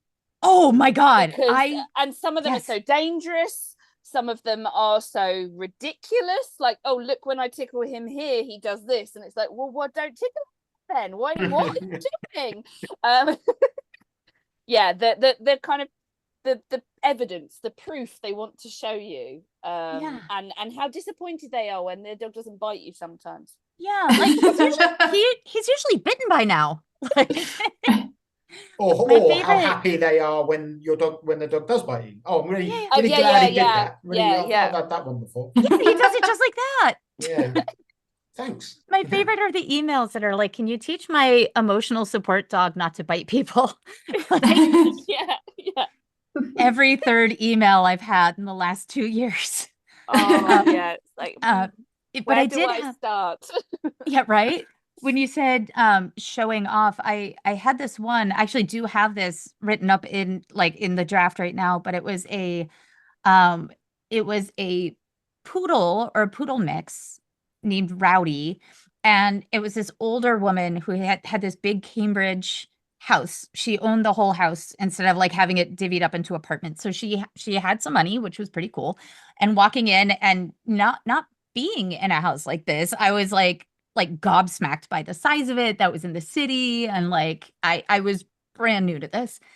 And I ring the bell. I hear her go, come upstairs. So I open the door. There's a gate across the top of the stairs and it's like springtime. So I've got a scarf on. I've got my training bag. I've got my purse. I look like I'm getting ready to hike like Mount Everest. And so I'm going up these like old creaky New England stairs, and I realize like I'm here for a dog who's jumping and barking and too excited to see people, and I don't see the dog. I'm like, this is weird. And so then I see her. I'll call her Jenny. She like kind of bops her head over the gate, and she's got this big smile, and I'm like, okay, cool. Where's your dog? She goes, oh, I have some exciting news. Like he's over there. He's sleeping. I'm like, sleeping? Like I rang the bell. Okay. She's like, yes, he had his first orgasm today. And I'm like, what? She's like, he just grabbed this bitch by her neck and just like went to town. And then she said his balls came out of the sack. And I'm like, that's not supposed to happen unless they're neutered. Like, and then they're permanently out. What she noticed were the like kind of bulbous glands that kind of attach. So you can, so he can't disconnect the USB cord, as it were. And so, but she's just like, yeah, so like he got his stuff like all over her and then he curled up and went to sleep over there. Like, and I'm like, have we, so I think the problem is solved. Like, this is great.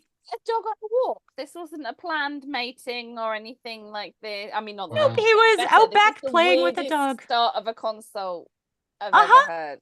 Can confirm. And now, is this woman now going to go every time she's got visitors? Is she going to go and take the dog for a walk and hope that happens again? I mean, great. Bring your kids around today, guys. It's all good.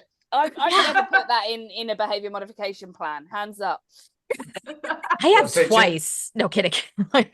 As you're writing out, you twice. Go out, buy a taxidermy dog. Oh God. You can use those animatronic reindeer. Like I have several dogs in my caseload where I get the call that's like, he really likes Rudolph. Poor Rudolph. Your inbox sounds quite exciting. I have a very interesting playload.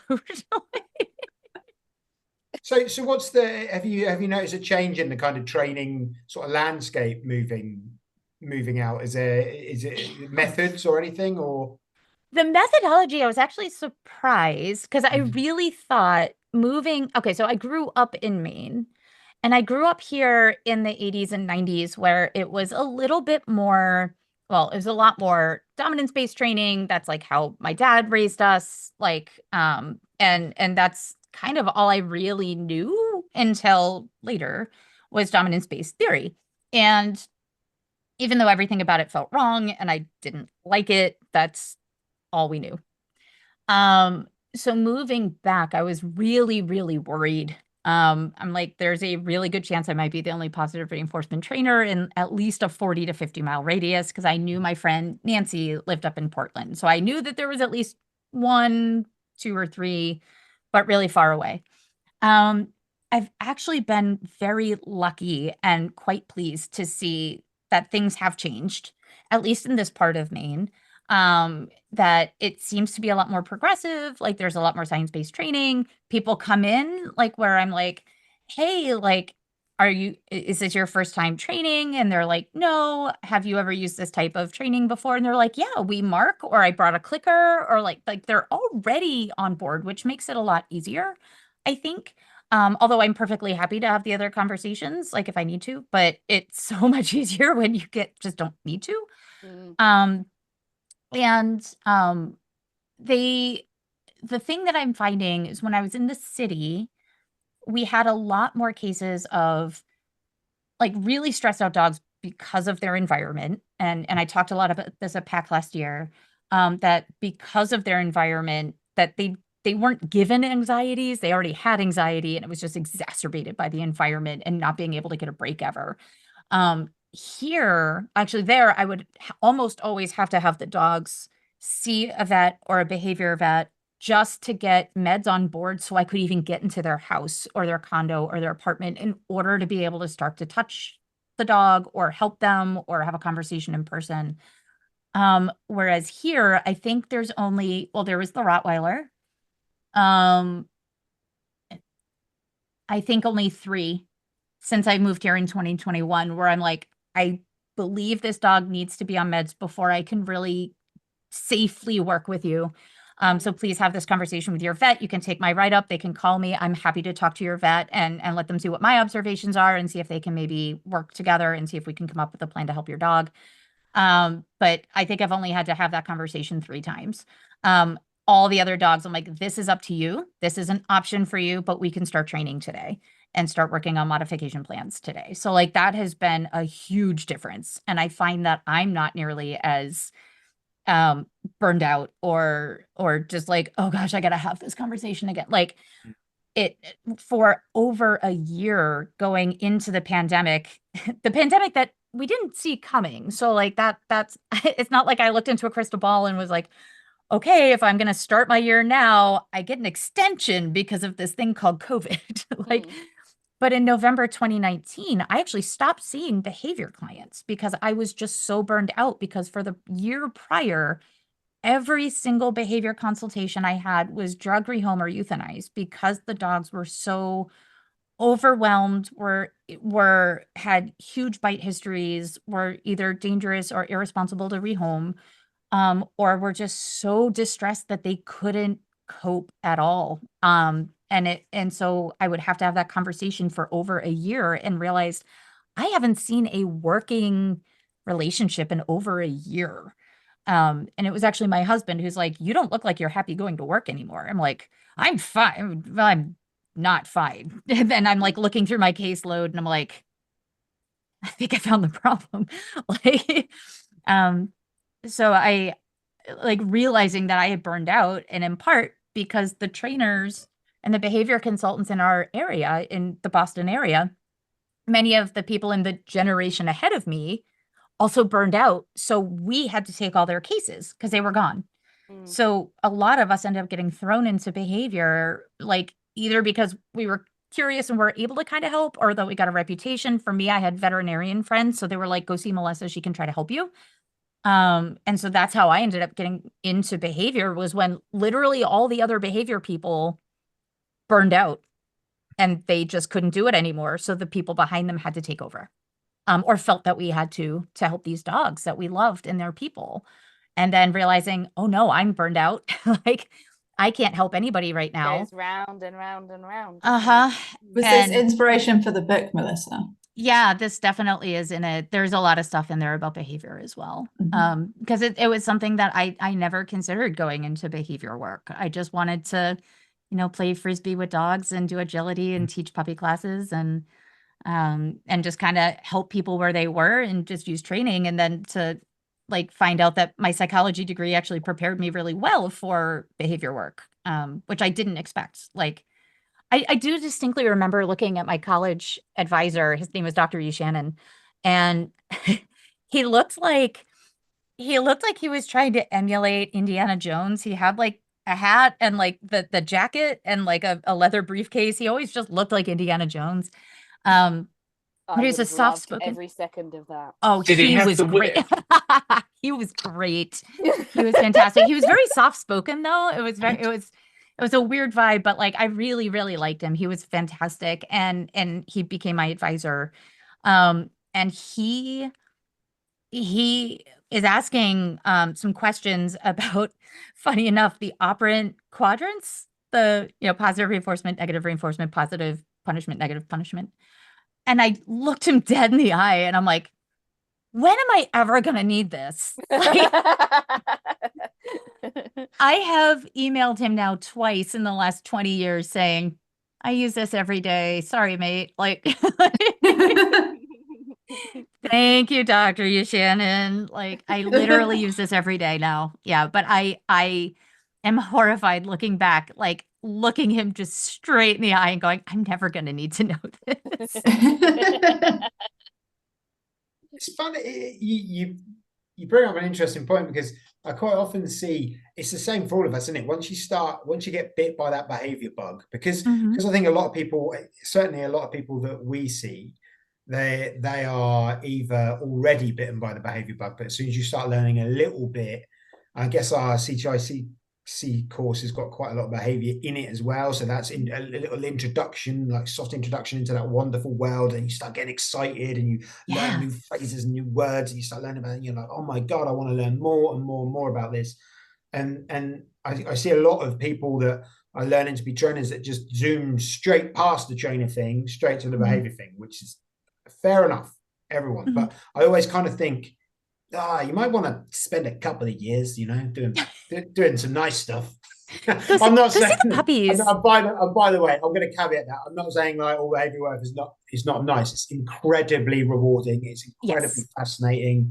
It's a wonderful, wonderful place to be, and we need more people doing behavior 100%. Yeah. But don't wish it, don't wish those stages away so quickly is kind of what I want to say to people. It's have some wonderful time doing some stuff that isn't going to wake you up at 3 o'clock in the morning, either because you're so excited about it or you're worried about it or you're thinking about this.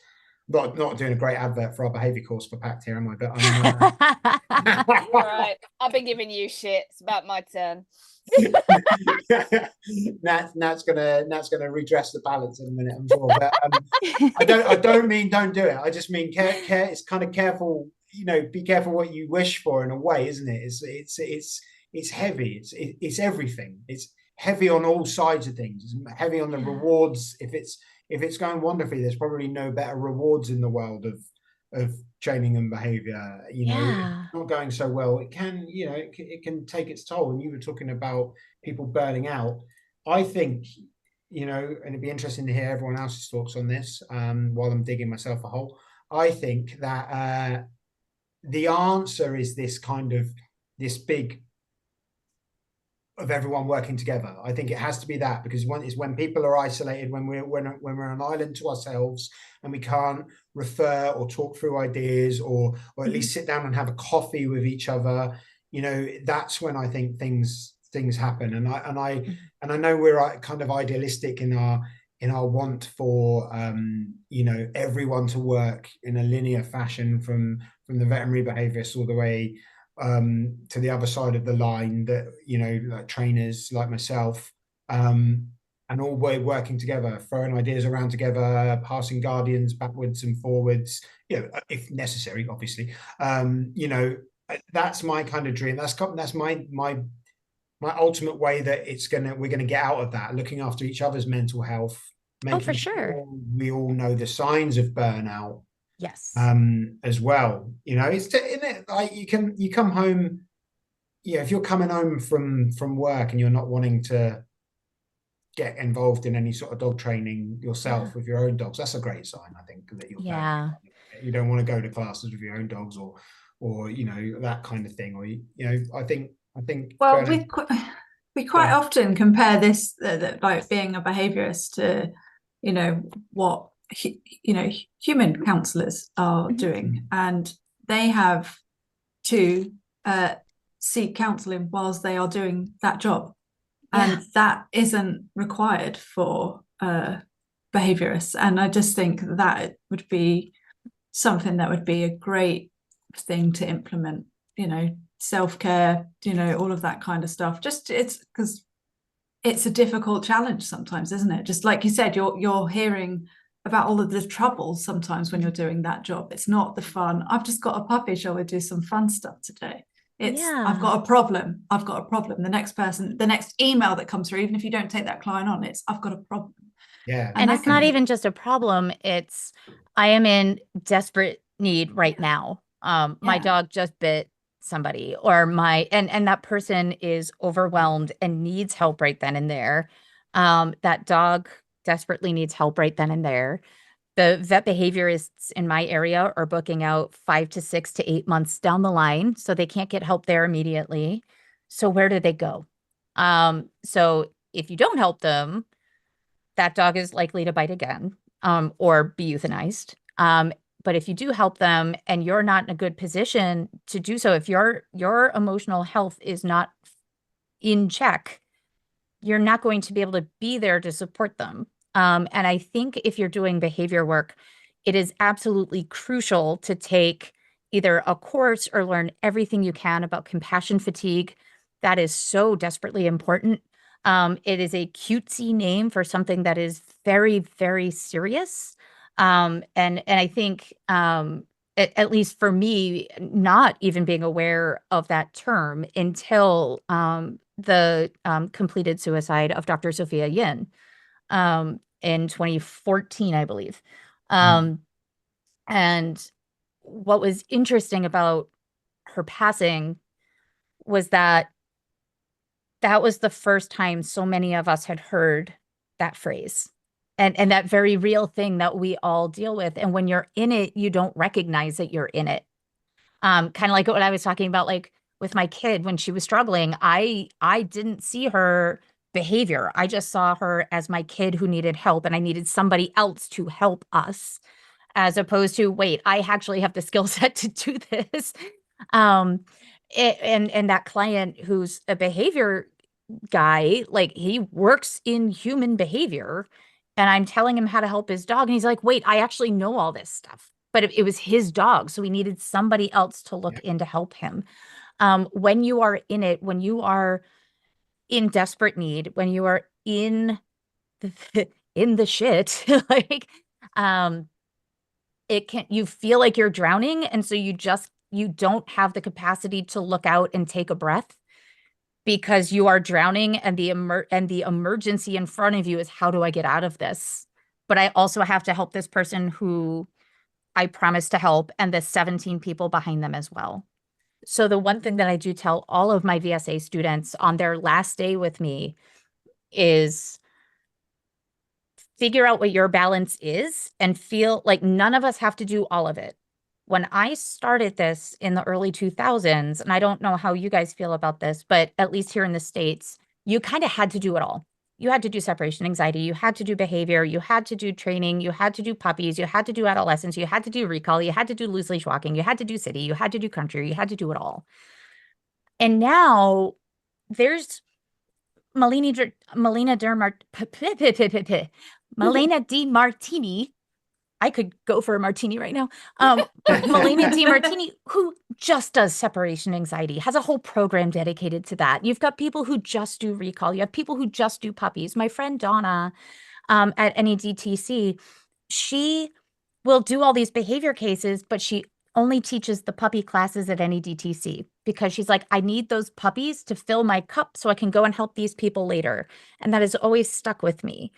When I realized I was drowning, it was when I was seeing all of these cases back to back to back to back to back with drug rehome euthanize and writing up these write-ups that are often 10 pages long on each of these clients to give to their vet and being emotionally supportive for them and being available to them and not taking care of myself and having no sports to see working relationships, like seeing connection, seeing people playing with their dogs, seeing people having fun with their dogs, seeing people teach tricks just for the shit of it with their dog, like having that working relationship in tandem with the behavior work, I found out was the balance that I needed. I love doing behavior work and I love the challenge of it. I love that it is a puzzle. I feel like I'm Sherlock Holmes.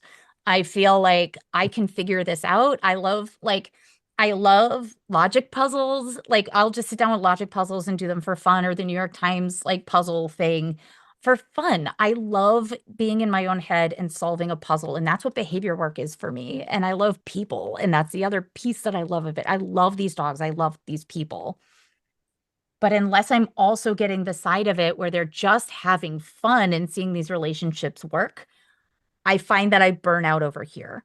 So I always tell my students, when you are out there, your preferences might change over time. The balance might shift. You might want to take on more behavior, but then realize maybe I want more classes. Maybe I hate doing classes because that's too many people and I only like doing one-on-ones. But if I'm only doing behavior, I'm burning out. So maybe I can do one-on-one puppy stuff.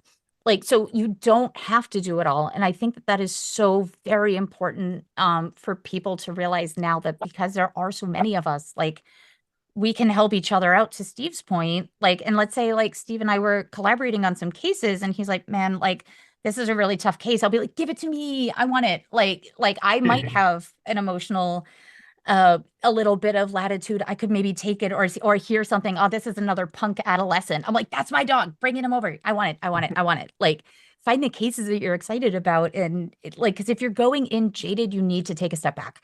If you find yourself every day saying, I got to go into work again, or like you're short, or you're like, well, I'm always short, but like, like thanks genetics. But like if you find that you have a short fuse, then maybe it is very important, even if you don't recognize that you might be overwhelmed, there might be other things going on in your life, but you have to take a step back, breathe for a minute, take the landscape, and then plot another path. You can always go back to it later. I love that. Yeah, I think absolutely love it. I mean, I tend to think there's like a foundation bit that people skip through, especially when you're really keen. I think there's a real foundation, which is having what the exit and what the end looks like. You know, you wouldn't do, you wouldn't try and support a family with a dog who was scared and the dog not have an exit route. And every single animal is the same. If you feel like you're getting a bit cornered, maybe you might kind of lash out a bit, or I think a lot of people, maybe some people online, they kind of fall down a well, and part of the reason they go down that spiral is because they feel like they're a little bit backed into the corner a bit, and then they go further down. But I think that's the same with people in this sector. If they, work in a certain way, if they haven't got a kind of, what does the end look like? How would I be comfortable walking away from this business? Or they might be working for a dog charity and think, what happens if I suddenly lose my job? I don't have I think some of our students doing the course that work for dog charities maybe see the course as having certification so they can run their own business if that didn't end in that way, and they're using the course as an exit strategy. Or you might have people who have their own business, but they're building connections and communities so that they feel they can walk away if the time comes. And I think that's sort of a fairly uncomfortable bit, and it's sort of one of the talks that I do in our course, and I kind of say, start with what the exit looks like. And we spent quite a lot of time before we decided to kind of take pact on having a big discussion about what the exit looks like. And a lot of what we do in the background is trying to make it so that one day we could walk away. And I think every single day, knowing that door is there actually should help you feel more comfortable that you're in that room.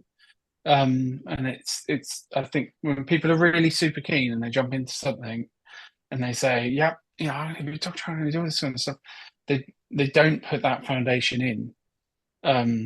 You know, you need that to feel comfortable day to day. It's a really important foundation. And you don't, if it's not in place, you can look at it at any point. You could sit there with a scrap of paper right now and think, okay, where am I now?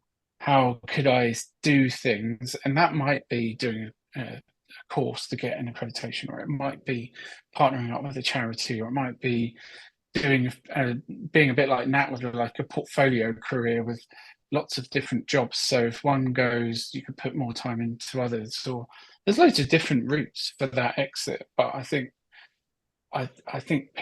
everyone should challenge themselves to look at that and think, you know, how do we do that, and how would I feel comfortable to do it? Because you can build towards it. But that would be my advice, which is a really kind of sounds like a really depressing thing. Like, think about how this ends before you start. It doesn't have but to be actually, I think that's key. Doesn't have to be the forever end, does it? It's about. So I'm the same as you, Melissa. Like, I maybe you haven't done it recently, but I know I'm going to need breaks, so I need to run my books in a way that I can close them, because if I don't, you're on the treadmill of, and then it doesn't turn into a treadmill anymore. It's just a drowning, like you say. So it doesn't, those exit strategy, it doesn't have to be an exit strategy, it could be exit strategies, so that you only do certain caseload for a certain amount of time at certain times of the year, or you take one of those on a month, or you know, it's all those. Because I think, you know, Jay's right, when you're starting out, you do have that kind of say yes to everything mentality, because you're not really sure who you are and what you can offer, and or where the next paycheck is coming, because a lot of us do this work by contract, and that's something else that we don't talk about as trainers, and something that I'm definitely focusing on this next project is, like, if you have the flu, if you're sick, if you're like, if you don't say yes, you do not get paid. And that is really, really hard. And particularly in America, like, where you might, like, if I wasn't married to my husband, I would have to figure out health insurance on top of all of that. Like, because that's like a whole other mess here. I think, like, when I was pregnant with Ace, I was violently ill for like 7 months. They ended up putting me on a medication they give cancer patients because I couldn't stop vomiting. That was fun. And I had to teach classes through that. Like, and I couldn't stand up because I felt like I was going to pass out, but I couldn't say no to teaching because I wouldn't get paid. So there's no vacation time built in. Like, so like when you just start, you're kind of like, I'm going to try to build up now and do what I can. And then I'll always say no later. But then when you're just starting, like, later never really comes until you're confident enough in your skill set to be able to say no.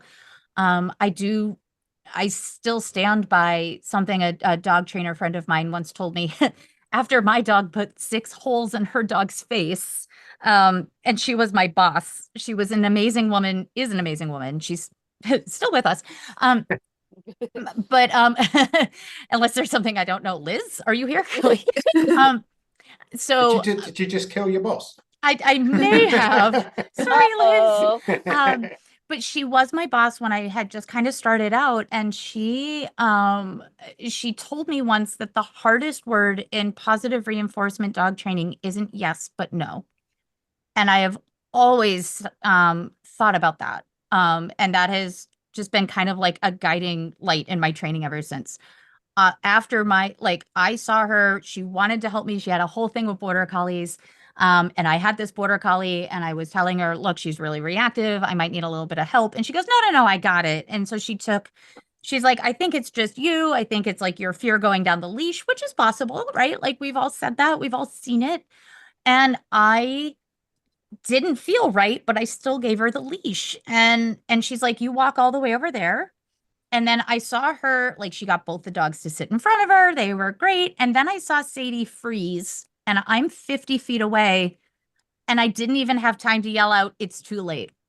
Because, like, I knew my dog was about to turn and bite her dog. She didn't growl. So I saw that, and I had already just started running because I knew. And, like, Sadie grabbed her dog, another border collie, by the face, 6 stitches on the gums, and punctures in the muzzle. And I put Sadie, like, she's covered in red, and I realized, wait, this isn't her blood. I put her in the truck.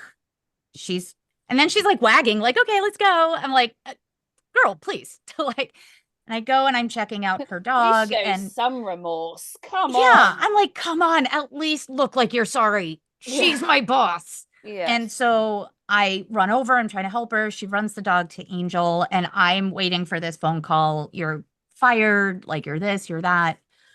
And she's like, she finally called. I give her Sadie's rabies information. I'm shaking through this phone call, and I'm like, here's my credit card number so that way you can pay for your dog. She goes, no, I'm going to pay for half of it.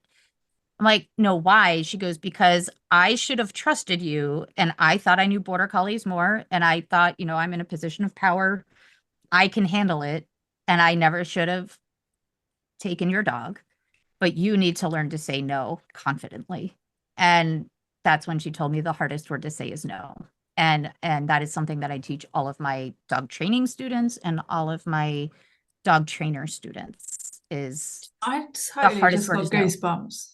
Because obviously that was a really hard time, and I'm not, but that the way you guys communicated there, is in the face of that my dog got bit, oh my god, and so like, let's take away even the knowledge and everything you have, you're still going to have that emotion. And yet she phoned you and she went, no, I have a part to play in this, and she did. Actually, this was your part that you should have played, and you heard it, and well, we both learned a lot that day. And one thing I will say, I was so lucky to work for her, because she was always very matter of fact. She's like, she would always just look at, well, this makes sense. Like, she was never like the whole, there are some people who train like a little bit more emotionally, or like try to connect with people on an emotional level. And she was always just very matter of fact. And I think in that moment, that was the perfect way to play it. And I heard every word she said, and she heard every word I said. And it was really, really cool. And I will never forget that moment. People normally have those moments like years later, though, like over a glass of wine, you're like, that moment that happened. Yes. Yeah, like that doesn't normally happen like immediately after. So yeah, it was really like 2 hours later. For want of a better term, it was really grown up communication. Yeah. I mean, at least she was a grown up. I was still very much in my early 20s. What is this grown up communication you speak of? Something I strive for, but totally fail at. That's the thing. I wake up every morning and I'm going to be grown up today, and then I go to bed I failed again.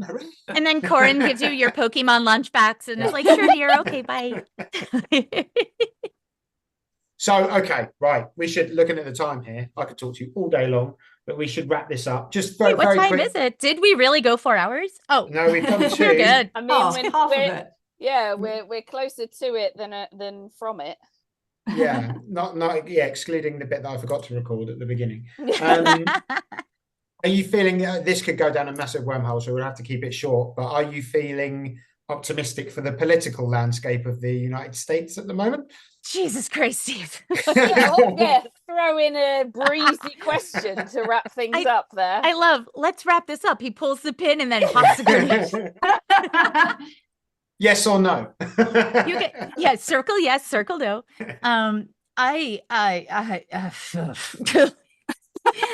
there he is, guys. He made me speechless. He did it. Well done. It is, I was so happy for you guys on July 4th. And I did have to laugh.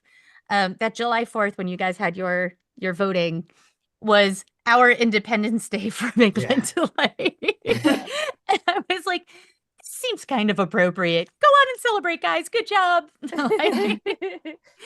And then the next day I'm like, well, at least they've got some good news. So I've got my fingers crossed. I'm hopeful. I mean, I don't think it would be a stretch to figure out where my politics might be.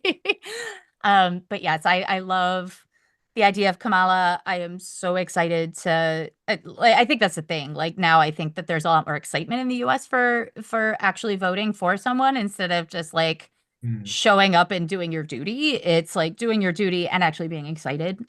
So that I think changed a little bit of the landscape here in the States, but it's going to get so ugly. It's going to get so bad before it gets better. I hope like it gets better. Because if not, do you guys have enough room for like a granny pod on your property in Wales? Because like I might need it. We do. Yeah, you'll have to fight my dad for a spot, but yeah. It's okay. I'm scrappy. Oh, actually, I meant to ask you guys, Wrexham, how close are you guys from Wrexham? We are about 3 hours away, I think. Let me have a look. I think so, because it's very north and we're very west. Yeah. Because, well, you might have guessed, but I love that show. Welcome to Wrexham. It's so good. It's so funny. It's so heartwarming. So yeah, I absolutely adore that show. It's so fun. Yeah, 3 hours, 20 minutes. 20 minutes. 3 hours and 20 minutes. That's a lot closer. Oh, I forgot to tell you guys this. When I was visiting the UK last time, I have a friend who lives in Westchester, as you guys knew, and I went and I stayed with her for the second half of my trip. And on my third or fourth day with her, just before going back to the States, her husband comes back. He works on like F1 racers, like he does like F1 racing stuff. And so he came home early. I'm like, what are you doing here, Hugh? He's Welsh. And he goes, oh, Anna didn't tell you. I'm like, no. He's like, oh, get in the car. We're going to Stonehenge. Like, Stonehenge? Like, that's like really far away. And he's like, no, mate, it's like 30 minutes down the road. Yeah, right. He's like, oh, I get to see Stonehenge. So yeah, we went to see Stonehenge and it was fun. The stones from Stonehenge are actually from around where we live. Really? Which is really far from Stonehenge. That's so crazy. It's like, yeah, that's a good Way 3.5. more than 20 minutes. Yeah. However, that who knows? I don't think they know how they got them there, particularly. Combination of dragging and boating. I'm not sure. Who knows? I don't know. I'm not in a position to talk about this. But he's gonna do it anyway. But I'm gonna just go out there and riff on how they might have managed to move those. Probably aliens, I should imagine. Dark something magic to do with some sort of alien technology. I think magic. But Corrin, you know that thing about bloke. You know the thing about blokes marrying their mother. Like, does it work with women marrying their dad? Like, you know, blokes becoming the expert. Bloke thinks he knows the answer to something he doesn't know about. I'm hoping if I just keep talking, I'll stumble across an answer. That's basically how I've recorded lived my in life. two different mediums here, Steve. That's how you know. I've made a career out of stumbling into things, so it's fine. But yeah, I mean, I just coming back to the politics there. Yeah, no, I felt a little pang of hope, and little pangs of hope are good these days. I like the little pangs of hope. I do. I hold on to them, and then I just doom scroll on Facebook for hours. Maybe we'll use that as I try and write down things as I'm going along as maybe episode titles. So maybe we'll use Little Pangs of Hope as an episode title. Because That's previous it's way to that, better than Steve in the yard of shitter. I was going to say previously before that I had In the Shit as an episode title. Septic Steve. Well, it has been delightful. I think I speak for all of us. Yeah, absolutely wonderful. We need to do this on a regular basis. We should definitely do another Christmas episode. Yeah. Mostly because I had so much fun pretending to be Santa Claus. Do you remember that? I do remember that. I wrapped everyone as a present. I'll go back and listen to that. Even Jay made an appearance in that one as well, if I remember rightly. He did. Bring me some wine. He did. He brought you some wine, and then he hung around. Oh, More that's silent than nice. today. Are you still alive, Jay? Proof of life? No, dead. Oh, well, he took off his microphone. Good. He turned off his mute and then didn't say anything. Yeah, he's winding us up. Thumbs up. He's still with us. Don't worry, Bookshelvers, he's still alive. So, okay. Well, nothing remains to be said unless anyone's got anything else they want to talk about. Any more therapy? Just thanks. Yeah, it got a bit deep there. Sorry. Any other grenades you just want to throw Yeah. in the last second? I think it's all good. I've really enjoyed it. So thank you for joining us, Melissa. Miss Sorry you it's been guys so long much. in between. Yeah, we love you. And I genuinely love you guys. Like when I wrote UK family in my calendar, I meant it. And I just miss you guys so much. And I hope we get to talk again soon, whether or not we're recorded. I do just genuinely miss you guys. 100%. 100%. Yeah, us too. And I know that all the people that came to DOGx last year, that met you for the first time, you know, they were all blown away with your enthusiasm and expertise and just general loveliness. So You were such a hit. You really That were. was fun. They'll That all was be the gutted. most fun I've ever Yeah. had giving a presentation. And It was good. yeah. But we stitched ourselves up because now I we've got to actually- share, Melissa. What? Yeah. Yeah, So we I stitched actually- ourselves I up read because the we've got to share it. reviews. I read the feedback from people, and there was loads of really brilliant comments from people because obviously we knew we were talking to you. So I looked at the feedback from last year's conference. It was really, really good reviews from lots of people. No positive mention from Tom Candy about you in the feedback. I've just thought we could end with that. Yeah. He didn't mention you at all in this feedback. So yeah. Poor Tom Candy. Like that's the name of the podcast, Poor Tom Candy. But yeah. Because What a Carrie bitch. and Selwyn had me on to talk about invasive species. And at some point during it didn't take us long, but everything that had gone wrong, we were blaming on Tom Candy. So he's going to just legitimately think I hate him. And I absolutely adore him. It just I don't know what keeps happening. He just keeps getting blamed for everything. I really think that Tom can take it, and he's a good laugh. He certainly seems to come I across as a good absolutely laugh, so. adore him. He's so kind, and he knows his stuff, and he handled the end of Pact sitting next to me like an absolute champion. And I don't think anybody else could have done that. So well done.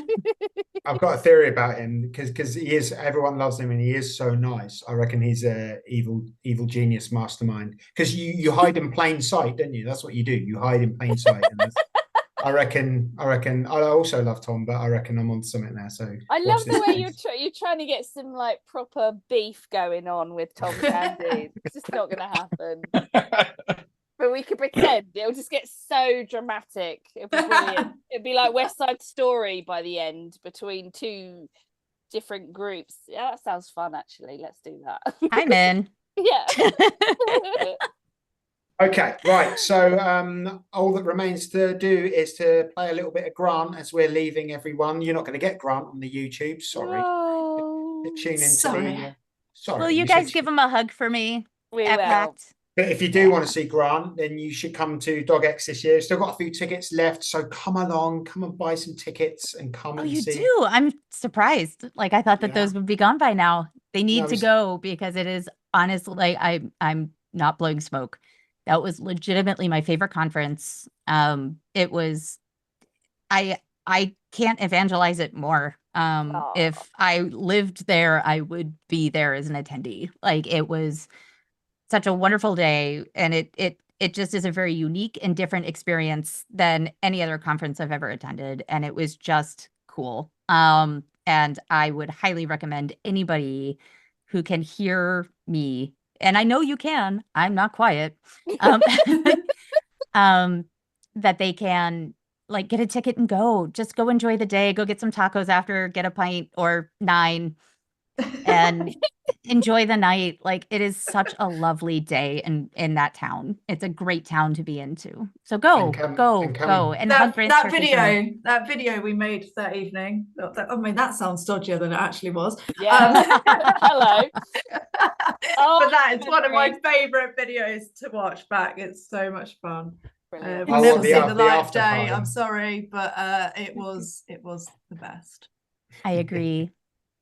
We got lost trying to find the way out of the We city nearly got after locked dark. out of the city, or locked. I in did the get city. locked out of the Yeah. city. Yeah, I Yeah. didn't know that it was a cathedral. It was a walled city. And the rest of my time there, I had been able to walk through the doorways. I just thought that they were for decoration. And then at 11 o'clock at night, it turns out they closed those doors at 10. And so when you were trying to walk me back to my bed and breakfast, we come up to the first door and it's locked. Well, maybe there's a light out. We go up to the second door. It's locked. We had to walk a full mile and a half out of our way to find the street to get me back to the B&B because I didn't know that they locked the doors. No So one I knew. was like, great, they locked out the American. Now what did I do? I fell off the curb and fell over, and then Steve felt bad that I'd fallen over, so fell over in solidarity. I did a sympathy fall, didn't I? Yeah, I remember. Meanwhile, I think I was just doing my 7th song on the karaoke stage. Yeah, you stayed behind for karaoke, and then these two walked me home. I'm like, I can do it. They're like, no, we'll walk you home. It was so we'll walk sweet. you home completely the wrong way and get you completely lost. You would have been better on your own. And both It was come back perfect. hurt. You both come back with bruises. Standard. And the moral of the story is, I don't even know what the moral of the story is. The moral of anymore. the story is, if you hang out with me, it's going to be a good night. You're Yeah. going to walk away with a great story. Yep. I think Definitely. I think the moral of the story was that the only person not there for the last bit was the only one that spent 12 years working in Winchester and knew the door was locked. This is true. So- Wait, you knew? I went home to sort the dogs out, and I You know did? the door gets locked because I used to hang out in Winchester all the time. So You- there was you no knew? surprise for me there. I was at home, actually wiring in a new oven that we had delivered during the conference. That was the excitement I was the having rock that and evening. roll life that you lead. Oh, it was brilliant. It was brilliant. He's not just a quiet face. That's hilarious. Oh yeah, no, me and Ian, I got Corrin's dad round and he helped me wire an oven in. That's what really happened. I thought wiring an oven in might be a euphemism for something else for a minute. And I thought that was going to be a more exciting story. I Jase. wish. I was at home wiring the oven in. Anyway, on that note, we probably Right. should go. Yeah, we probably should go. We're doing the Canadian 10 goodbyes. Right, Really okay. going. Let's all do our tradition of fake bye, but hang Okay. around, Melissa, just for a couple of minutes I'm while we gonna- say a real bye. I'm going to take Oh. a picture when we do fake bye as well. Okay, ready, steady. Okay. Fake bye. Okay. Steve with your face.